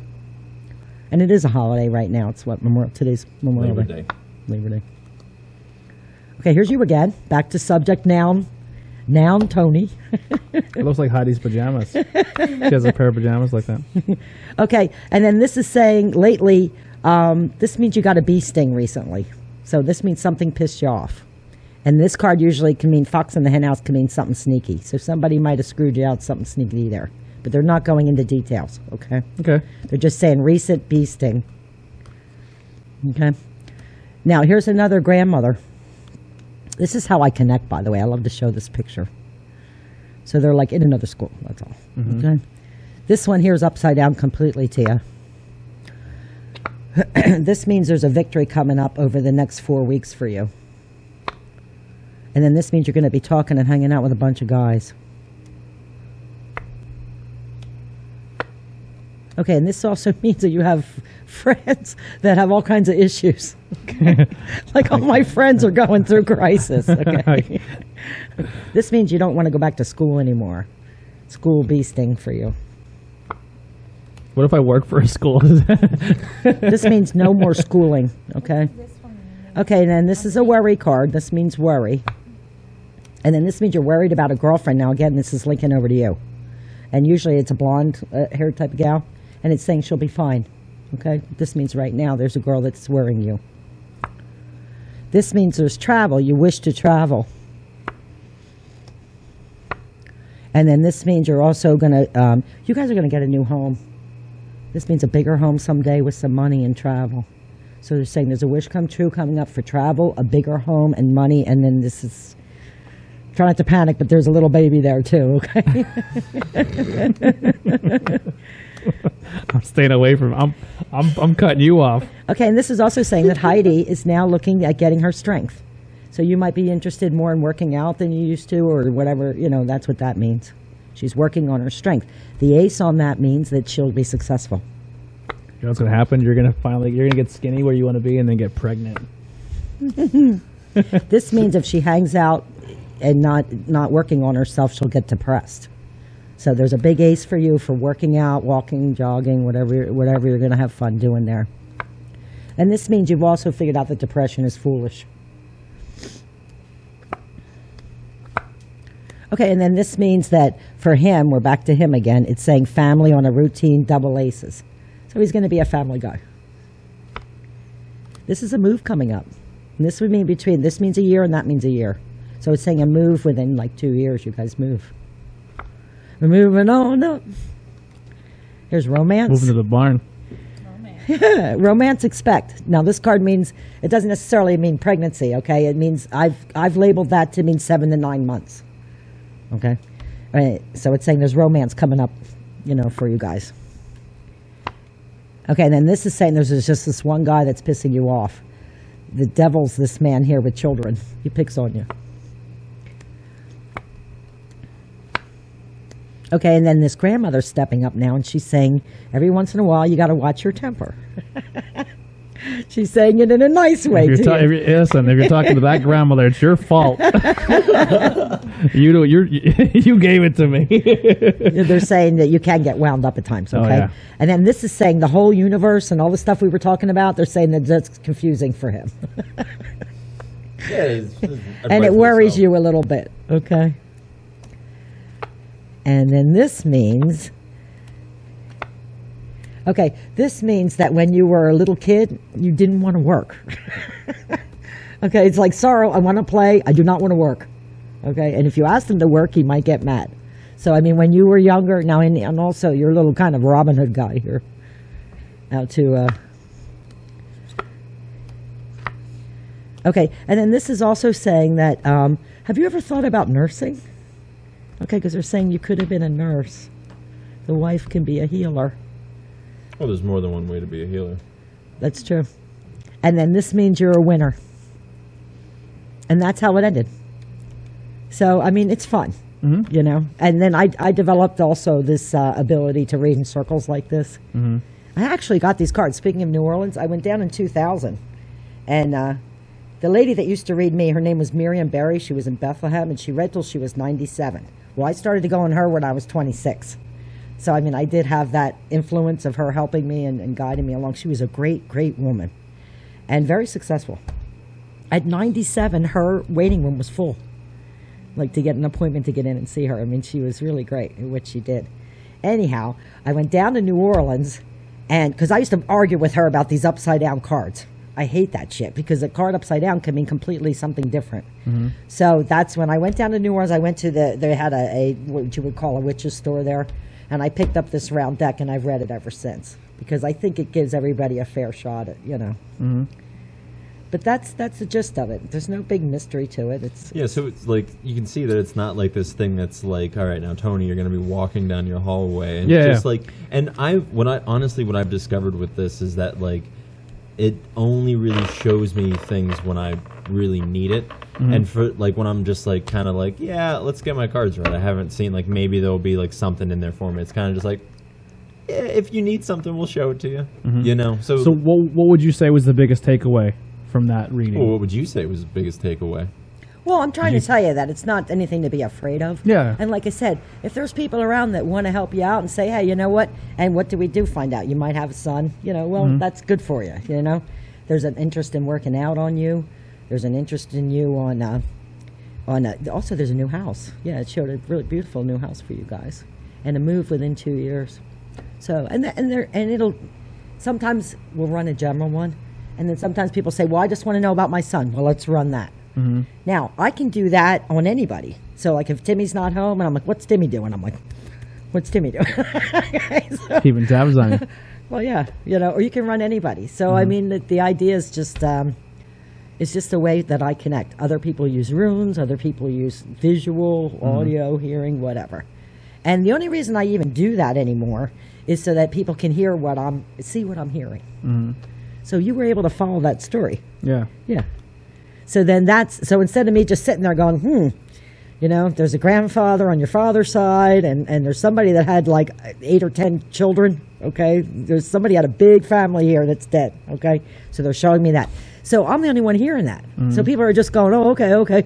So this at least gives you the pictures that you can see what I'm hearing. Mm-hmm. And it assures to me that I'm hearing it right. So I'll do the mediumship first, and then I run the cards real quick just to make sure I'm on the right. Because sometimes people leave and they're like, I actually hear this. They'll leave and they go, you got that wrong. And I'm like, what? It says mother on the father's side or something. I'm like, it is what it is. You know? Yeah. And it's So one of they those correct things, me. Yeah. And it's like one of those things, it's like you have to learn to trust the trust doesn't seem like the right word, but understand that like ultimately it's like you're the one that's going to have to make the decisions. It's like you can, like, I think a lot of people come to her like looking for like answers and whatnot. It's like, well, like, Or change my life today. right, like, or just like give me a religious experience where you show me like my grandmother showed, she had this spoon once and I remember the spoon now. It's like, well, like, what's that gonna do in the final analysis? Like, it makes you like happy for a little bit. It's like, it's nice to know that like your grandparents are watching over, but like when it comes down to it, it's like both of you are gonna have to be the people you want to be. You're not gonna, doing this isn't gonna make you the person you want. It's gonna hopefully show you some errors or show you you're on the right path. Just keep doing this, and like there wasn't anything in there that was like you need to change this or whatever. It's just like The kid thing. I gotta stay. I'm sleeping on the couch for the next. Everybody wants a son, right? Give me a look. But now I also use symbols. Okay, so there's some guy over here talking about being knowledgeable in electric. So there's an electrician that's dead. Okay. Do you know any dead electricians? Not that I know of. Okay. So you have to ask also, because a lot of people don't know what their grandfathers did and all that kind of stuff. Okay. My on my dad's side, I really didn't know. Like, I didn't meet my grandfather on my dad's side until like his last couple weeks. Like, he was like, so there was some issues there with my dad's mom and his dad, and they didn't have the greatest marriage. Your family's also beer drinkers, like they're showing me. We like beer. And we like. My grandfather was on my dad's side, he liked his beer, and my mom's side, he liked beer, but he was more of a rum guy. He liked his rum. Okay, they're also saying, they're laughing on you, that he's very particular about what things cost. Like, I want the best discount or the best price or something on you. I didn't really know my grandparents. Like, both my grandfathers died when I was really young. They're saying that about you. Oh no, definitely. I just buy it. That's her. Because they're saying like every little detail. Like, I want the best. Like, say 4 TVs are on sale. I want the cheapest one or whatever for the best quality is on you. Well, maybe, yeah. And also, they're saying on him that he enjoys. They're saying you enjoy being out front, but not all the focus on you. So it's like, I want to be out there, but I don't want to be the whole main focus, like the only guy on the stage doing the stuff. Okay. So sometimes behind the scenes, sometimes up front. They're also telling me that he's lacking salads and stuff that's good for you, and it's too much eating fast and running. Okay, I'm hearing that on you also. Like, don't go through the drive-thru. So they're like, sit down and have a meal. Okay. The other thing on you is you have to have comfortable shoes. I don't know what's going on with your feet, but they're saying his shoes have to be comfortable to him, or he's not going to wear them. So, and sometimes with people like that too, they'll wear their clothes longer than they should because they're comfortable on them. So you have a comfort feeling. Okay. Would you find that as accurate at all? My problem now is I don't buy comfortable shoes because I just go by look, and without, if I don't have comfortable shoes, then I go through really bad body pain. Okay, and I feel that on people. Okay, so you got a back issue. Okay, as far as your eyesight, this eye's weaker than the other one. Okay. Is that true? You also are very susceptible to smells. Like, if something smells bad, he might be trouble changing diapers for you. Yeah, I can't. Go ahead, I'm sorry, go ahead. Yeah, I feel like I'm going to gag, okay?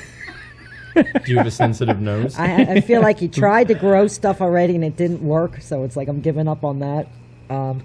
Sinus also, link. And I also have one knee that's bothering me more than the other on you also. Also, I think at one time you might have been I might have wanted to hit somebody. Okay, so you might have had to learn to restrain yourself on that a little bit. But I feel like I'm going to punch you right in the face kind of feeling on you, okay?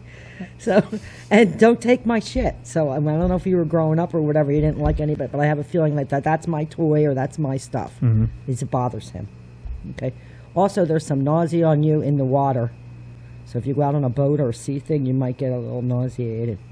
And they're saying he has a lot of burping or gas also. But that's just stuff I'm hearing. Now, when you come in for a reading, we're going to sit for an hour and we're going to go through all this kind of stuff. Yeah, yeah. So, and some of it'll ring true, some of it won't. So, when I was a kid, my left eye was almost completely crossed, and I had a really, really bad lazy eye. And as I got older, it actually corrected itself, but it's still I still have some issues with it every now and then. That's very interesting because do you know what that means in a Native American perspective? When children are born in Native Americans cross-eyed, they would say you have crow medicine. Okay, so one eye sees what everybody else sees, the other side sees the truth. Crows are cross-eyed. So he would have been automatically, as a child, elevated to a medicine man because his characteristics. They also did that if children were born with both sexes. Then they would understand and be a good judge for people, female and male. So they would be immediately elevated to healers and higher shamans within the facility. Yeah, definitely back in knee pain, one more than the other. How you were saying gas, and I've been having really bad heartburn lately. Okay, I can't shake it. Like I'd take a pill almost every. I try to take as much stuff, but a really bad like. But the other thing I'm seeing, because I've been eating like garbage. In my mind's eye, is he dances around with his belly, like it's like look at my belly, or something like that. They're showing me too. Now, if you want to do visualization, I teach that too. I've done this with Timmy already, and all my. So people say, well, how do I get into another realm? And I say, all right, let's go. And instead of sitting there meditating for 400 hours and clearing your mind and all, because I can't do that. I just have to be online. So you just want to say, okay, let's go to Hawaii. Okay, so we're going to go to Hawaii. You see the palm trees, you see the beach and all that. Okay, that tool you're using is what I call your picture Rolodex. Okay, so we want to go to Hawaii. We want to see the people doing their stuff and the pig roast going and all that. Okay, I'm going to feel the sand. I'm just going to go ahead and walk right onto that beach. Once you can feel yourself on that beach, you are now in another dimension. Now, people use this to imagine when they were in school and stuff. But what I do try to teach people is you can automatically open this stuff and go in there.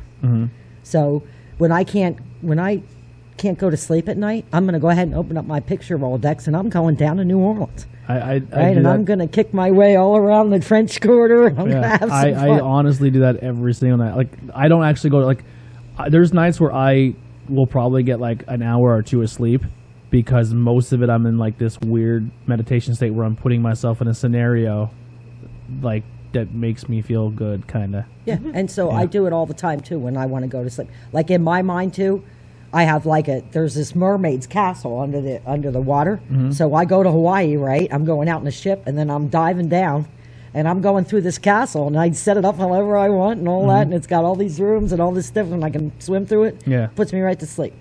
But see, for me, I feel like I'm awake the whole night, and then I come out of it, and I feel like, man, I literally sat and daydreamed in my head for 4 hours, but I wake up feeling like I got a whole bunch of sleep. But you're in control of it too, so I've heard teachings about that being a good practice for enlightenment, insofar as like you acknowledge the dream. The whole idea of enlightenment is the acknowledgement of the dream nature that we're living in, to understand that nature is, and then the reality that we're perceiving is just a dream inside of the beloved, is how I interpret it, of God's dreaming, you know. In the Bible it says that God rested and everything came out of him in his rest. And so we're participating in that. We're dreaming along with him because we come from that same source. And so when we have these like hyper realistic dreams, it's to show you it's like, well, like you're not just the reality that you're perceiving in front of you. You're this spirit that can transcend and go places, you know. And it's, you know, it's you could do astro traveling that way too. That's kind of what I want to know where my a friend is. If I can picture their house doing that, go to Hawaii first, and then I get on the beach, right? And then I say to myself, okay, now picture Jesse's house. Yeah. Okay, where's her living room? Where's her kitchen? Where's her bedroom? Okay, and then I can look and see if I can find her there. Like, is she in the kitchen? Is she in the bedroom? So, I mean, if you mess around with this stuff long enough, you can do all kinds of neat stuff. And I mean, so there's something. It is what it is. Something to be said about I have friends who've had drug-induced experiences where they leave their body and then see a car coming down the road, and then they come back into their body and that car drives past their house or something like that. So there's something to be said about the chemical makeup of the brain can be altered in such a way that reality, our perception of it, shifts. And who's to say what or how we do that? And going back to what we talked about at the beginning of just being like, we're very primitive beings, and insofar as of our understanding of ourselves and of the universe, I mean, science has only existed for 500 years, so it's like, how long have we even gotten a chance to even study the brain? You know, the brain's the biggest. The brain, I get really sour when because I used to be in this boat. I used to be very anti-human and just shit on us and be of the mindset of like, this world would be better without us. But it's like, the human brain is the most complicated, beautiful thing in this entire universe, and maybe even besides the actual universe itself. And we're not even using all of it yet. Yeah, and so like evolution's not done. Like, people think that this is peak because we're in it and we're observing like what appears to be a plateau, but clearly we're not plateauing. Everything is it's rapidly advancing, and I believe humans are evolving as well. And well, it's all your perspective too. Like you said, your eye being lazy like that in this time frame, you would be like, oh, the guy's got a weirdo eye. Whereas if you were raised Native American, all of a sudden it's like, hey, everybody, Tony's got it all. He's got the intuition and all because he's got that eye. Yeah. So it just depends. Like, when I would study the Native Americans, one of the things I thought was really scary to me was that they would blacken their eyes out, some of them. And I'm like, what the hell's that about, And then they're saying here they're judges. So they're not judgmental. So the eyes are blackened. Well, if you just see somebody like that, it's enough to scare the shit out of you. But if you would see a judge, you would understand it. Same thing. And a judge is sitting in, a weird robe. And why is he sitting in a weird robe? Well, look at all them wigs in England and shit.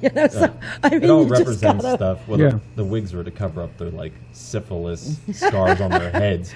But who knows all this stuff. Yeah, so it's just, I don't know. It's just what you're exposed to and all, Yeah. But I don't think there's ever anything to be afraid of. I think the more that you keep an open mind, like I watch Ancient Aliens and stuff like that, and they're always saying, oh yeah, the aliens came here, and I'm thinking there's more than that. There's a creator of the aliens, of the people, of the, So I mean, keep going further up. Yeah. There's more than the aliens even. Okay, somebody created them. So I mean, this universe is so big. It's so big. It's beyond comprehension. It's vast, yes. Yes, I mean, to say there's nothing going on but what's going on in my little world, and you do need to, have your life while you're here and stuff. But all I'm trying to say is, I've had a blast, playing with my invisible friends too, if you want to call it that. And I've helped a lot of people out too that were, in not sure of a direction or whatever. But always my mindset is, let's get out of this, get out of self-imposed attention. Nobody gets straight A's, and let's go back and start enjoying the school again and having some fun here. That's the biggest thing for me is I like with the disorder thing and the joint pain. Growing up an athlete, I didn't really have that was my only identity. But I only did athletic stuff as because it was the only way I could fit in. Because I never really was I was kind of forced to be an athlete, but I was never something that I wanted to do. I did it because I wanted to fit in. But once I couldn't do that anymore, I couldn't find But I always found out I'm very creative. I like music. I like communication. I like talking to people. So this is kind of where it just steered me. I don't even know if this is my right path. And you know what? You do it for a while, and until and then who knows what it can evolve to, your own talk 100%. show or whatever, But to do that, if you're doing something that nobody has to tell you to do, and it's not your 9-to-5 job, that really is your calling. Yeah. Okay, and so now we all need to work. I needed to work at AT&T for 20 years to buy the farm and and raise Timmy and feed him and all that fun stuff. But I kept doing this other thing and learning it and all. Yeah. So you really, if you can make a living doing this, your days would be so much different. Oh, if this is my career, I'd have that. I would. So that's your goal then, to strive towards it. And that's exactly what I was doing. Well, actually, I wasn't even doing that. When I left AT&T, I picked up the cards and go, how can I supplement my income? You know, Yeah. because I was only what, 40 That's like you years old. listening to a podcast and being like, man, I wish I knew what I was supposed to do. And it's crazy because I would obviously love to have the house and have the thing, but like right now, like when we have money, like all right, let's pay the bills, and I'm scheming how to get better equipment to make my life easier. Like like my But goal that was is the focus on the reading. They're Yeah. saying within 2 years, okay, you'll have your money, and you can start, doing Yeah. what you need to do. Let's hope so. But you know what? There's a reason for that. Because sometimes people are like, why don't I have it now? And I'm like, well, listen, he might need a house with a studio in the back. So if he buys one without it now, it'll mess it up. So if you just go about your life plan and keep doing your thing, you're going to see that your life makes so much sense in reverse, you won't believe it. Yeah. Like when all this shit was happening to me, I'm like, why am I learning this stuff? And why did I get the farm and all this? But when I look back on it in retrospect, it was like everything happened for a reason. It's pretty cool. Yeah. And you learned by everybody that you meet from, that you met, and it's just a chunk of fun. And I had bad days too, but this is how I feel about that. If I have a problem with somebody, in my mind, I put them in detention and I go back out. Now, if I did it, then I'm going to sit in detention in my mind till I figure it out. But I'm going back and doing the school. Yeah. So, lighten up on yourselves. There's no way you're going to get straight A's. So, take a C and leave. Yeah. Okay? That's Yeah. what I do. That's I one of always my give favorite things myself a she's C. Because I'm At least if I took the class, that counts. yeah, I'm pretty hard on myself, so it's just like a C's a passing grade.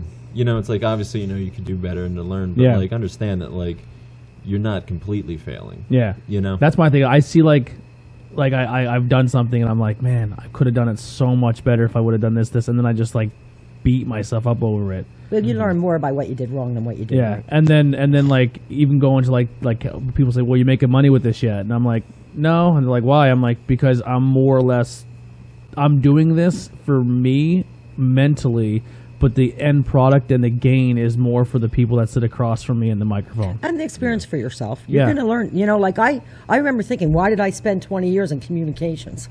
Well, it turns out I'm going to end up teaching and giving classes and doing what Yeah. I do and all, So, I mean, it all linked. And who would have thought that selling telephones for AT&T, and it wasn't, I was selling PBXs for businesses. Yeah, And so we were putting in phone systems for hospitals and car dealerships and funeral homes. I was everywhere talking to people and Yeah. all that. And that actually is part of what. So now when I have to sit down and talk to people, it's like, oh, big deal. I did it for 20 years. I know how to do it, So you're learning so much just by doing this. But the fact that you are self-motivated to go home from work when most people would just, turn on the TV. Now I'm going to get dressed, drag my wife down here into some barn where she doesn't know where she's going. That is so cool. That is showing me a personality of someone, seriously, that's going to be a winner in life, because you're not just sitting around going, I'm waiting for life to happen to me, So you're setting up your wing, you're doing your thing. You got, also, when you're making your schedules, like you should have recess every day. Like these people waiting for 3 weeks vacation, I'm like, you're going to be depressed. Who would want to do that? When you were in elementary school, and that's what they said this is equivalent to, you had your milk, you had your naps, you shut had up. recess, right? You took a couple classes. People are like, why am I depressed? I said, what are you taking? You got calculus, English, freaking chemistry, geometry, biology. I'm like, oh my God. In your life, you want to schedule it the same way. So you want to make sure you have time to get up. You want to make sure you're doing the classes you enjoy. You want to pick some good classmates, and you want to study what interests you. Now, the whole school's open. So like I thought, okay, I'm going to make stained glass. So I took a stained glass class, okay? It was way harder than I thought it was going to be. It's like I'm at the point now where I'll pay for my stained glass. And so once I figured out the process. So now, did I consider myself a failure? No. I took the class. I gave myself a C. There's other people that are straight A's in it. Not my class. I even said this about, like, Michael Jackson. He might have got an A in music class. The guy was great. But his other classes maybe need some more work. Okay? yeah. All right. There's somebody got an F then. Yeah. So we all, don't we all, right? Yeah. So like certain people can get A's in certain classes, but you want to make sure you have a well-rounded, schedule, and you want to put it together yourself. Yeah. So when you're 18 and under, you kind of have to do what they tell you to do. Like you have to take school and you have to, learn all the stuff and how to tie your shoes. I'm still working on it with Timmy. And the 7 days a week, he just doesn't get it. It took me 5 years to teach him the 7 days of the week. We'll just name it. We'll just naming weird time loops. Yeah. It's weird. We don't need to remember. Well, he still doesn't know right from left either. But anyhow, you do When did this. this just become about my flaws? Yeah, this idiot doesn't know his right from his left. I tried every ditty. There's a ditty. There are 7 days. There are 7 days. There are There's 7 days in the week. Sunday, Monday, Tuesday, Wednesday, Thursday, Friday, Saturday. You got it. Finally at 30. But he'd go, I'd sing it to him, and he'd go back and he'd go, I go, you ready? Yeah, so it is. And then he'd go, okay, Monday, Wednesday, 40 Thursdays. And I'm like, Tim, 40 Thursdays. Yes. We all have something that we get hung up on. Yeah. But anyhow, when you're growing up, you got to do the first 18 years at school and all that other stuff, you know. But then you get to, when you're, 18 or whatever, all the way up to 80. So what do you have, 60 years to do the school? And you can pick whatever classes you want. It's all a bunch of big, huge classrooms. So go in and try them. If you don't, I can play the guitar. I'm not Janis Joplin. I can sing a ditty or two. I gave myself a C. And I enjoy it. I use it when I feel like it. So, go through the school, enjoy it, meet some people, set up your wing, set up your class. I couldn't find a classroom that looked like this, so I thought I'm just making Margie's classroom. And this is what goes on here. These are the rules. Yeah. And go back to enjoying the school. It's supposed to be fun, guys. We're supposed to be having a good time. Yeah. And if you're not, then you need to change your schedule or change your classmates and get yourself doing what the same way you did when you went from middle school to high school. Yep. Yeah. No, that makes a lot of sense. I mean, even just starting this project up, I definitely changed. I changed some of the people around me. I changed, I like my job. So if you're listening, I do like my employment. But the entire time I'm there, I'm thinking to myself all I think about is this project, and the shows I do. There's some shows that I enjoy doing more than others, and certain ones it goes to a phase where I'm like, oh, this show's not really doing what I would want it to do right now, and then I'm thinking, well, I'm not going to give up on it. I just got to see how I can make it better or take a different route to it. You know That's what I right, mean? or you're tweaking your schedule. Yeah. But my point was when you were 18 and under, you had to do what we said. Yeah. From 18 to 80, Not your knock game. yourself out. Make your own schedule. But put in a recess every day. Have some fun. Make sure you take sleep. It's important. You Yeah. need to lay down and take a nap. The body needs to shut off for a while. Yeah, I gotta figure that part out. So here we are back to basics. Have your milk, have your grains you're eating. Not so great. Stop eating garbage. Yeah, they want you to eat salads and stuff. I didn't want to say the word to people, but hey, I live You've on been trying to get me to chips get and salads. Twinkies. Now, when you do the media thing too, has there ever had a situation where someone they want to ask a question and you can find that answer, or is that too broad? No, it's a great question. Remember when I said it's kind of one way? So when I do my readings first, I'll sit down and I'll tell you everything I'm hearing. Okay, and usually we hit on it. Yeah. On what they came in to know. Okay, but if not, I can do it the other way. I prefer to have them because remember they censored it. Yeah. So if they're not telling me something, it might be because that person can't Handle the. or isn't ready to hear it right now. Okay. So I prefer them coming to me. Okay. But yeah, can you do it? Yeah. But I would rather hear it the other way around. Okay. Because there's always a weird thing Because it's the I was always curious about. Well, it's I guess the idea of again we're looking at so it's you have 3 players in the game. You have whatever's happening up here. You have my mother Operator. being you have the operator in the middle, and then you have the person down here. Right. And so these people up here are the people who are, for lack of a better terms, in charge of the show, and they can see, they know what's happening, they understand. This is not ready for you yet. Right. So it's they're looking at this person and be like, well, of course you don't know because you're not ready to know. You'll know when you're supposed to know. That's why I prefer to just do it that way. Yeah.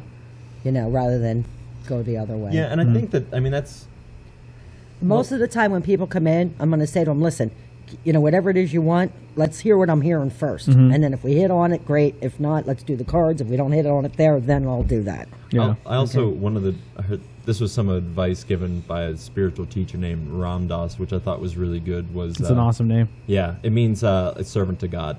Okay. Yeah, but it's a cool comic book name. Yeah, Ram Dass, Rami D is what Pete Holmes calls him. But yeah, he said he's like all because if something speaks to you and doesn't have a body, that doesn't mean that you have to believe it. Yeah. So it's you heard a bunch of things tonight, whatever. Hey, listen. And then just it's up to you to be just Because whenever my mom reads my cards, I always am just like, okay. Like, I don't really ever take anything with me. I'm just kind of, like, I'll let it kind of pass through me. And if whatever sticks, like, I'll be one of those, if you're mining for gold, you pick it up and you kind of shift through it. So it's just like, let whatever needs to go through. And then, like this actually happened with my girlfriend one time. Is like, she'll point out, it's like, oh, your mom read your card and this thing actually happened to you. And I'm like, oh, I didn't even realize that, because I wasn't looking for it. So it's more of like, when I get my cards read for her, it's just like, what are the potential futures and where should I aim towards? And I mean, honestly, rarely for me have I ever gotten like, you should do this. It's more of just like, all right, here's the fields, here's how you're feeling. It's kind of like it helps you process the reality that you're seeing in front of you. Because I think that's something that's a little bit different from how my mom normally reads cards as to how she read your cards tonight is, people pay for her services. So they're like, oh, I don't go to the tire shop when I don't need new tires, so it's like people go to a psychic when they need a psychic, you know. So there's times, like I said earlier, it's like I'll just have my cards read and just be like, yeah, like I'm having a shitty week, thanks for reinforcing that, like, spirits. Like, I know that, I'm glad that you know it, and like we can all see it. And like, it's, even if it's like, I mean, that's the big thing about recovery programs, is that like they just need other people to say, yeah, like, I'm an alcoholic too, so it's just like to see that, like, I think for my mom at this point, like, how many cases are you hearing that are original? Like, people coming in and being like, oh, this happened to me. And it's like, yeah, I haven't heard that. You were in a traumatic car accident? Okay. Like, you and a whole 100 other people. Yeah, so it's like, at a certain point, you're like, okay, I can see what the proper response is to this. And it's just... Well, the one thing I do, though... Well, I wanted to back up to one thing here. You were saying, how I said, when you hear what you're hearing in your head, lock the door. Did you lock the door? That kind of stuff. I always say to people this, too. If you're hearing, go kill 20 people, you're sick, go to the hospital. Yeah. So there's a difference between hearing voices and hearing, your inner... And I think... when they call it the Father, the Son, the Holy Ghost, that's the Holy Ghost in my mind, is who's telling me to drive slower and all that kind of stuff. But yeah, if I start hearing go kill 20 people or whatever, then you need to go to the hospital. There's something wrong with you. Have you ever heard like but it's no reason not to use your voice or a message and you knew it wasn't for you, it was for somebody else, but you weren't around anybody at the time? Did you ever have that? Not really, no. Like, I mean, like, if I say, I told you I always leave it on. So if I'm in line at the grocery store, I might start hearing some shit. I think that there's Have you ever gotten like a message for somebody? Yeah, but I will never, like, I would never do what they do on TV where they just stop people randomly and stuff like that. Yeah. I always set it up to again, with the council. If you have something you want to tell them, you bring them here. I don't advertise. I don't do any of that stuff. Yeah. People just kind of land here when they need to. So it is what it is. How I kind of like try to wrap it around in my head is like, I imagine that, like, and she uses this analogy as well, is like the idea of the internet. So it's like, we can't see the internet, but yet it's happening all around us, satellites, whatever. The cloud, So it's like the idea of, Jung and Freud thought of the idea of the collective subconscious, and so it's like, well, the question is that a thing that we just use to describe how the four of us interact, or is there an actual, thing? And is that pool able to be swam in? So if there's, if my consciousness is connected to it, and yours and yours and yours, and every person that's ever lived, who's to say that we can't tap into it? Because again, it was the same energy in that same pool. So it's like, you jump out in the lake here and you scoop up some of the water. You go to the other side, you scoop up some of the water. It's different scoops of water, but it's the same water. Yeah. So it's, and this is, I think, a little bit of a difference between my mom and I's, just how we view the world. As I am a lot more into like the oneness of everything. No, I'm more into like the oneness and understanding that, like, the voices inside of your head are all you, and they're just different aspects of you, but the you that is you transcends just this you. It's the universal you. Yeah. And that's where you're tapping into. And so she likes the idea of like the characters more, whereas I'm like, we're all connected, we're all one. Like, it's just all one big pool. I'm definitely on the fence between both of you. Like, I have a lot of your mindset where I overthink and I look for like the why, and then I have a lot of similarities with her when it comes to like kind of keep it more simple and things work a little like, so I was kind of telling you when we sat down, is like, I always try to be the jack of all trades. I wanted to be amazing at everything. And then when I kind of started going, okay, Tony, you're like, I'm not going to say never, but right now is not time for you to learn how to play bass and not time for you to learn how to play guitar or learn how to become a singer. I know you like singing in your shower, sing in your car, but that's not your life right now. Well, you know what? You never know what it's going to... Like, I took guitar when I was a kid. I had 7 years of lessons. And it never natural for me, just like I can learn it, okay? But I wasn't, I knew like this is not, you don't have a natural ability. I hung out with a band for about 2 years, and I was like, man, I would love, like I always just tell them all the time, like I would love to just be able to pick up an instrument or be able to sing. Like I wouldn't even talk. I would sing everywhere I go. And I would love to just make that connection with that. And then when I start doing the podcast, I'm like, man, I can make the connection with a band and do music, but not so much me performing. I can say, hey, go check out Churches and Trains and go and promote that band so other people can enjoy it as well. So I kind of took a different angle. That's funny though, because in your reading it came up a little bit about them saying you like the spotlight, but I don't want to be the entertainer. Yeah, like I just. Well, I mean, that's what the whole idea of your podcast is. Like, here's my podcast for other people. Exactly. That's pretty much. But my point with me learning the guitar was when he got old enough. He's like, Mom, and I'm like, here, Tim, here's a G, here's a, Yeah. So I gave him like 4 chords. Well, he comes down, he's like, how's this? And I'm like, what the hell? Yeah. Again, that family out in L.A., they all can play instruments. Yeah. So me taking that guitar class might not have been just for me. It was just like you said. I was able to, here's a guitar, knock yourself out. Well, it turns out there's somebody that really knows how to play it naturally, Yeah. So, I mean, who knew? Yeah, what I've been finding out, too, is where most of my life, or for a long, long time, for the 32 years I've been here, I've always tried to be the jack of all trades. I always kind of, even when like we were a kid and we'd play like superheroes, I'm like, I'm the chameleon. And they're like, why? I'm like, because I can transform into anything I want. And they're like, well, that's not fair, because if we say I'm a fire guy and you're just like, oh, I can change into your street, you're making yourself overpowerful. And then that's kind of how I always lived my life. To like, I want to be good at this, and this. And then I learn about it, and then I like, kind of like ADD, I'm like, I'm bored, not this one, and then next one. That's right, though. That's you going through the school, and it's just, like I said, full of all these classrooms. So, people are like, if I can't, I'm not taking that class unless I know I can get an A. And I'm saying, take them all. Yeah. Even if you get a C or a D, you know? So, but you want to experience the school as much as you can. But, like, it's benefited me doing this, because then if someone sits down and goes, oh, I want to have a conversation about this topic, I can then tap in and go, I messed around with that topic for about 4 or 5 months, and then I can kind of have an idea of. So it actually groomed me in retrospect now to like I can have a conversation. Like there's other people who do podcasts or interviews, and they're like, well, I can't interview this type of person because I don't know nothing about it. Yeah. Where I'm saying I don't know not enough about it. Natural curiosity. But I use my natural curiosity, or I use a point in my life where I kind of focused on that for a little bit, and like I have that weird Jeopardy knowledge where you know what I mean. Look like, at what all you're going to learn and all the neato people you're going to meet. Yeah, I think this is great because for me too, it's a chance because everybody wants, like everybody that comes in, it's like, how'd you learn how to do this? And so you're like, I was born in the wagon of a traveling show. After a while, it's like I'm sick of telling the story. So when Timmy's like, hey, I can put you on this thing, and then if people really want to know, they can go ahead and watch it, and you don't have to keep saying it for the next 30 years. And I'm like, that would be swell. Let's do that. You know? So, I mean, that ability for you guys in your generation to reach out. Like when we wanted to find books on this stuff, you can see there's a library here and over in here. I mean, we had to go buy the books. We had to study it. We had to learn it, and teach ourselves and all this other stuff. You guys with this internet. The app.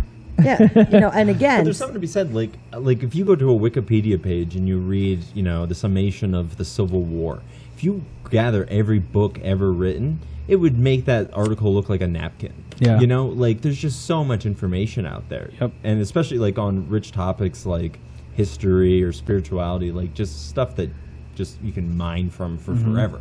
Yeah. Like we were talking off mic about Christianity in Ethiopia, because that's like its own crazy thing. Yeah, and that's just this one weird like an off branch. Yeah, it's just like just reality. If you're just like, there's crazy people in Ethiopia that think they have the Ark of the Covenant. That's fucking bonkers. Let's read about that. Let's see Indiana Jones stuff. Yeah. But the other thing I said to the kids is, we were on dial-up.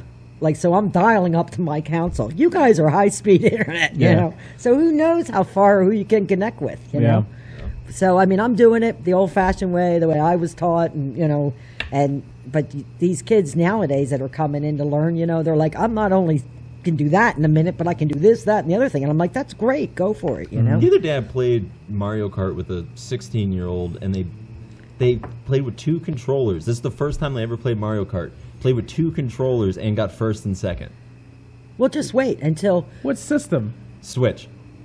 So it was a 4-person thing. They played with 2. And so like with the Switch, like you can turn on and like Mario Kart, so it's like easy, but like she was playing against people that have played like many times before. That's crazy. Yeah.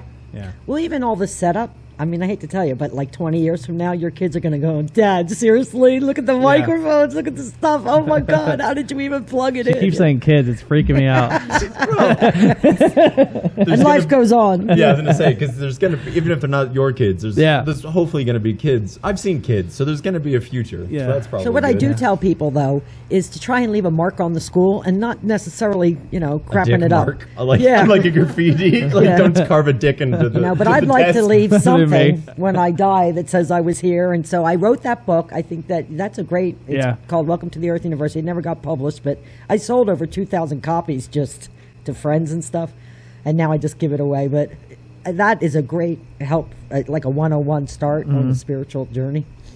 For me, anyhow. I always tell her, like, we always have, like, every now and then we have some deep conversations, and we were talking about always like leaving a legacy, and she was like, I'm not, and I'm like, I'm not really. I mean, I am, but on a different scale. Like, for a long time, I leave coached. your mark on the school. Yeah, I left. I coached soccer for a long time, and I still have some players that come up to me, and it makes me feel great when they say, like, hey, the way you not only try to teach me soccer but teach me life lessons as well was awesome. Like the podcast, someone can listen to an episode and say, the episode with Tim really inspired me to go take this route and do this for myself. Now I'm living in Asia. Yeah. But like, dude, this one time, this guy, I barely remember this. Like, this is half of a memory. A guy messaged me one night and was like, I'm having a really rough night. Like, and I don't think I said anything like enlightened at all. It's just like, I'm sorry, man. Like, keep your chin up. It gets better. Years later, I ran to the guy at a bar and he's like, man, you really helped me that night. Like, you have no idea. And I'm like, I didn't do anything. Mm-hmm. Like, and I barely remember it. Yeah. And it was like the most important thing for that man at that time. Yeah. And like, I'm not tooting my own horn. I'm just like, I literally like That's just right. was a nice person. That's why, like, another thing too, like, people, it goes two ways where people are like, man, this guy's really weird, but I'm like a hugger. Like, I walk up to people, I'm like, oh, and I give. I'm not. Yeah, I'm a hugger. Hugging her is like trying to get a hug from like a sack of potatoes or a cat in a bag. Yeah. Like, you just like it just like. I try to not get myself But doing I it. So connect this way. Yeah. So you're still going to feel connected to me. I'm 100%. But it's Yeah, the but craziest it's thing. not- Like everyone's like, she's the warmest person in the world, but just doesn't hug people. Yeah. So I'm like, Yeah. yeah, I guess because it's like, well, don't touch me. She You always can gets, just have it out there. she yells at me, stop hugging people, because not everyone likes it. And I'm like, I can't He help tells it. me to stop talking to everybody. He's like, Yeah. you're talking to people you don't know. And I do that all the time too. I Yeah. hug and talk, so I'm the worst of both But worlds. what Timmy was saying, it is really all about helping each other get through the 100%. school, you know? Yeah. And so people say to me, well, do you have a psychiatry degree? And do you have, I said, listen, I don't have shit, but I got divorced and I can tell you how to get divorced. You Yeah. need to go up to the courthouse. You need to get a lawyer, you know? So if I took the class, then yeah, I can help you, Yeah. in my opinion, because I have experience in that. Well, that's what wisdom is.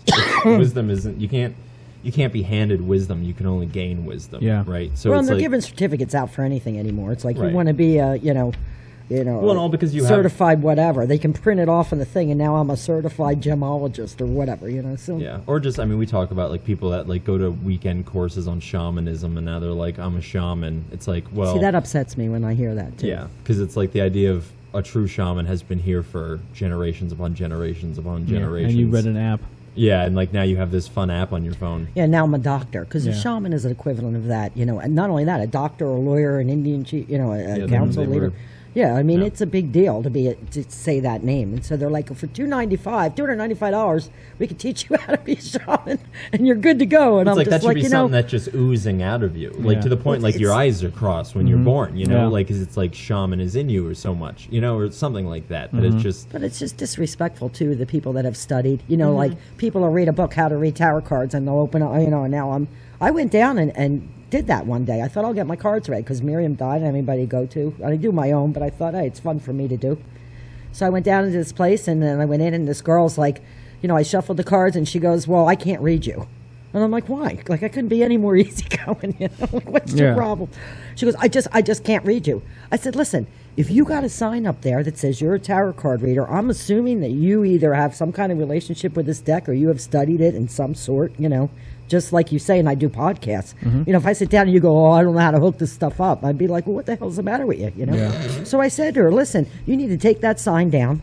And if you truly have an interest in this, you need to go home and study it and practice it on people and learn your trade. I said, but don't just go hanging up a shingle that says you're a tarot card reader, you know? I said, you're killing us. Yeah. As, you know, because these fakes and all this other crap going on, you know? People won't trust you. Yeah. Well, and it gives the whole industry a bad name, you know? So I said, I'm not going to yell at you for not, you know, reading me. But I said, I want my $10 back or whatever she charged me, you know? Now that she said you couldn't, when she said she couldn't read you, did you tell her that you were... No. No? But she could not even give me, like, an explanation. I'm saying, listen, this is a card game in a sense. So, I mean, you're hanging up a sign that says you know how to play Uno. Yeah. I'm coming out, I'm like, let's play Uno. And you're like, you can't play with me. And I'm like, what the hell, you know? Yeah. So I took that. I got really, that was probably the only time I ever yelled at anybody. But I'm like, take your sign down and put down your tent, you know? You're pissing me off. Yeah. There's people that in all, you know, I talk about being easygoing and all that, but I have studied this now. And I've been doing it for 30 years. So, you know, and so, yeah, there's something to be said for that, you know. Whereas, you know, instead of people just putting up a sign. Now, I will gladly teach you. I don't have any secret. I showed you, you know, all kinds of shit tonight. Yeah. And so, I mean, if you want to learn, and I taught all these other girls, they can teach you. You know, it's no big secret. I'm not about hiding shit. I'm an open book. Yep. Just contact her at the information you'll see below, right? Yeah, Just hit you up on but I mean, Facebook. have fun again, guys. When you're putting your schedule together for the year, or for daily or whatever you're tweaking it, you know, have 2 or 3 majors in your life. You got to work, you got to raise your kids, stuff like that. Okay, the other 7, Not your you know, kid, someone else's kid. the other 7 classes, you can do whatever you want. You know, and so what if you don't get an A in ice cream making? I'm trying it while I'm here. You know? And so start laughing at yourself when you don't get stuff right. Yeah. You know? It's okay to it's okay to fail. That's why all the classrooms are there. You know? Now, if you want to try to stay out of rape class and murder class and all that other shit, that'd be really great, because the less people that are doing that, the classes will demanifest if no one's using them. Okay? Like at one time we were throwing Christians to the lions and all that. Not cool anymore. Classroom went away. That's how it works. So we are literally, by our actions and our own thoughts and all that, creating our own classrooms. Yeah. So why not set up your own wing, have a blast, have your friends over, enjoy life, and let's get rid of this doom and gloom crap. You know? So, to conclude, is there anything you want to put out there, plug, talk about? No, I would just encourage anybody who's spiritually interested to contact my mother or myself, and yeah, we'll show you the right places to go. Hopefully, for what you know. If what we you don't need. know, we know who knows. Yeah. So that's kind of cool too. It's like people say, you know, I want to learn Reiki. I'm like, well, then you're going to have to call Donna, because I don't know shit about it. I mean, I know about it, but I'm not a practicing Reiki, you know, person. You didn't So- take your class for $295. No. And so I do a lot of the hallway stuff, you know, like I always feel like people show up at my place when they're running amok in the hallways of the school. It's like, where do I go now? And I'm like, I don't know. How about back to homeroom and figure out what you want to do while you're here? That's a good analogy. I like that classroom analogy. Well, you'll love the book too. It's a great read. It's called Welcome to the Earth University. And like I said, I have it on. We put it up online for free when we were doing our podcast. We did an episode on Is it. Can you still find your podcast? Yep, it's still up there. So I'll send that, and like I'll send you a link. Yeah, with we the did whole like thing what, on it. 5 or 6 of them. We did like 8. We were. I'll listen to it. Yeah, it was a lot of fun. It was just us talking. Dude, I love this type of conversation. I would love to Well, definitely. there's no right and wrong either. So Timmy's like, well, what are you hearing? I'm like, well, this is what I was told. What were you told? You know? Yeah. So Well, yeah, we're and that's- talking like that. Well, you that's. know? I think the conversation stemmed from like a place of me trying to understand these things in a because I was. This wasn't from her. I was handed a Christian worldview and lived within it, and was told that this is the proper way in which reality functions, and that fell apart. And so I'm like, well, I still believe that there is something. The word God has an actuality behind it. I just don't know what it means. And so it's like I needed to talk to her and read a bunch of stuff to just kind of just get to figure out, well, what are we really talking about here? When you say these things, or is it similar to like the idea of like a council? Is that similar to a holy ghost in the Christian tradition? That's what a lot of that podcast is, of just like, so when you say this, is it similar to me talking about this, like these ideas and blah, blah, blah, blah, blah. Cool. Yeah. Yeah, because I'm a big fan of study it all. Like, and so you like to meditate. Well, you don't have to be a Buddhist to do that. Yeah. You can grab that skill and use it. I you can was go to gonna- a acupuncture person. I was gonna do that. It's called TM? Transcendental meditation. Yeah, I was gonna do that until they contacted me and said I had to pay like $1,000. Yeah, it's the dumbest thing in the world. I'll teach you transcendental meditation right now, and it's just don't focus on what's in front of you. Just let it all pass in front of you. You're already transcended. Yeah. Like, and that's okay. So here's what people don't understand is this is the idea of the chakras. The chakras are the things that set up your foundations as a person. And again, this isn't my religion, but this is just my understanding of it. Is so you have these foundations, and there's already the transcended reality that is a part of your physicality, because we all have transcended experiences, and we say transcended because it feels, out of body or universal. It's like, well, that already exists in you, dummy. You're not going anywhere. Mm-hmm. You're existing within your body, and it's your perception that's changing. You're going into the universe. Yeah, just like gravity. You either feel connected or you don't. So it's like you're not like. So this idea of transcendental meditation, where they have to teach you $1,000 to just understand that you already have the divine within you, that's insulting to me, because that's just an insult. So to there's no the right or inner wrong. spirit. What you're doing is you're going through the school and you're collecting a puzzle piece. I like to think of it this way, as a big puzzle piece, jigsaw puzzle. Okay, so I'm learning this from Timmy, learning this from you. I'm picking up this from her. I'm taking a pottery class. I'm learning, about Buddhism. I'm learning about the Egyptians. And so I'm adding this all to my experience of being here, and growing my soul. Mm-hmm. Yeah. And trying to have fun doing it. Yeah. Let's try to wrap this up, I guess, where we could just keep rambling. Because I have to go to the bathroom. Yeah. So we'll wrap it up there. I want to thank you so much for welcoming us to the Mermaid Castle and the barn. It was so much fun. Anytime you guys, if you have a conversation or something you want to bring up back to the table, contact me. We'll get back here in a heartbeat. You'll probably never get me to do this again, but at least it's out there. Yeah. Right? No, it was so much fun. I really enjoyed it. And for the record, I have both testicles. There you go. Yeah. So good. So.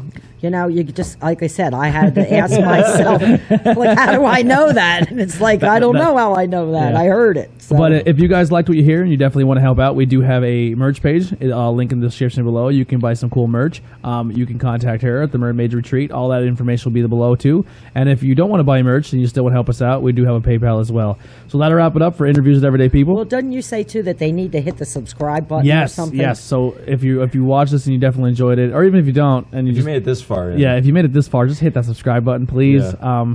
If I get so far, YouTube starts paying me for this. So yeah, we're trying to get you some money, buddy. Yeah. I'd like to wrap this up too and just say I just want to thank everybody that ever came here, that enjoyed the farm, that donated stuff. You mermaids are kicking it, best ever girls that stick together. I mean, they really do. They help each other out, and they all have their own skills, and everybody jumps in to help when anybody needs it. It's amazing. And so it is what it is. But we've enjoyed it, and I would just say to you guys, try and lighten up. Go back to enjoying the school. If you're in classes that you don't want to be in, get out of them. Yeah. Make a plan to change. Mm-hmm. Plan to change. Like, I don't want to run home and change everything, but I want to think, okay, what don't I like? I don't want to be in this classroom anymore or with these people or whatever, and make an adult plan to move to another classroom. Yeah. More home-cooked meals and salads. There you go. One of my grandfathers and told babies. me. And workouts. Workout, no babies. That's the only thing we're not taking out of this. But that's the one. That's why that little poor card was upside down. He's like, I'm still over in heaven. They won't birth me. Yeah. You're gonna stay there, buddy. Oh, you'll change your mind. How old are you? I'm 32. So just real fast. One of the main reasons why we don't is because with my joint disorder, I'm terrified that because it is a genetic thing, and I don't want it to be worse than it is now, and I don't know what the future holds for me when it comes to my disorder. Like, in 10 years, I don't know if I'll be able to walk, if I'll be able to pick up my kid, if I'll be able. So I don't want to, I'm at the point I'm kind of being like, not just because we both are at the same point. Like, if we had a kid, cool. Well, maybe you end up adopting. Maybe, but open your mind. Yeah. So it's just one of those things where and we're not very financially secure yet either. So we'd be afraid to have a and people say, well, no one's ever financially secure to have a kid, but we try to, if we're gonna have a kid, we wanted to give it everything we didn't. So, and we're at the point And you where, know what? Life changes, and what you think you want one year to the hey, next, and listen, it all changes. if the cards are telling me in 2 years I have money in a new house, we'll pop a kid out. Or you could even have one. You know, you never know. Yeah, And so we'll it's- see. Hey, it's not up to me. He's up there. Or he's upside down yet. So Yeah. we'll see if he comes in or not. Yeah, we'll see. But just like you said, go back to just enjoying It's probably great. It's probably better we have a boy than a girl, because if we had a girl, forget about it. this She will eternal get away life with thing. she'll is get a away with hoot. murder. It's a hoot. So Yeah. enjoy your 80 years here. There's 80 more to come after that, and 100 more after that, and a Yes. bazillion more after that, and so. But thank you guys so much. That'll wrap it up with interviews with everyday people. Check out the links below, and thank you guys once again. That'll do it. I hope I didn't talk too long. Maybe it happens. Just edit it. Oh my God, my ears are sweating. 10 o'clock. No.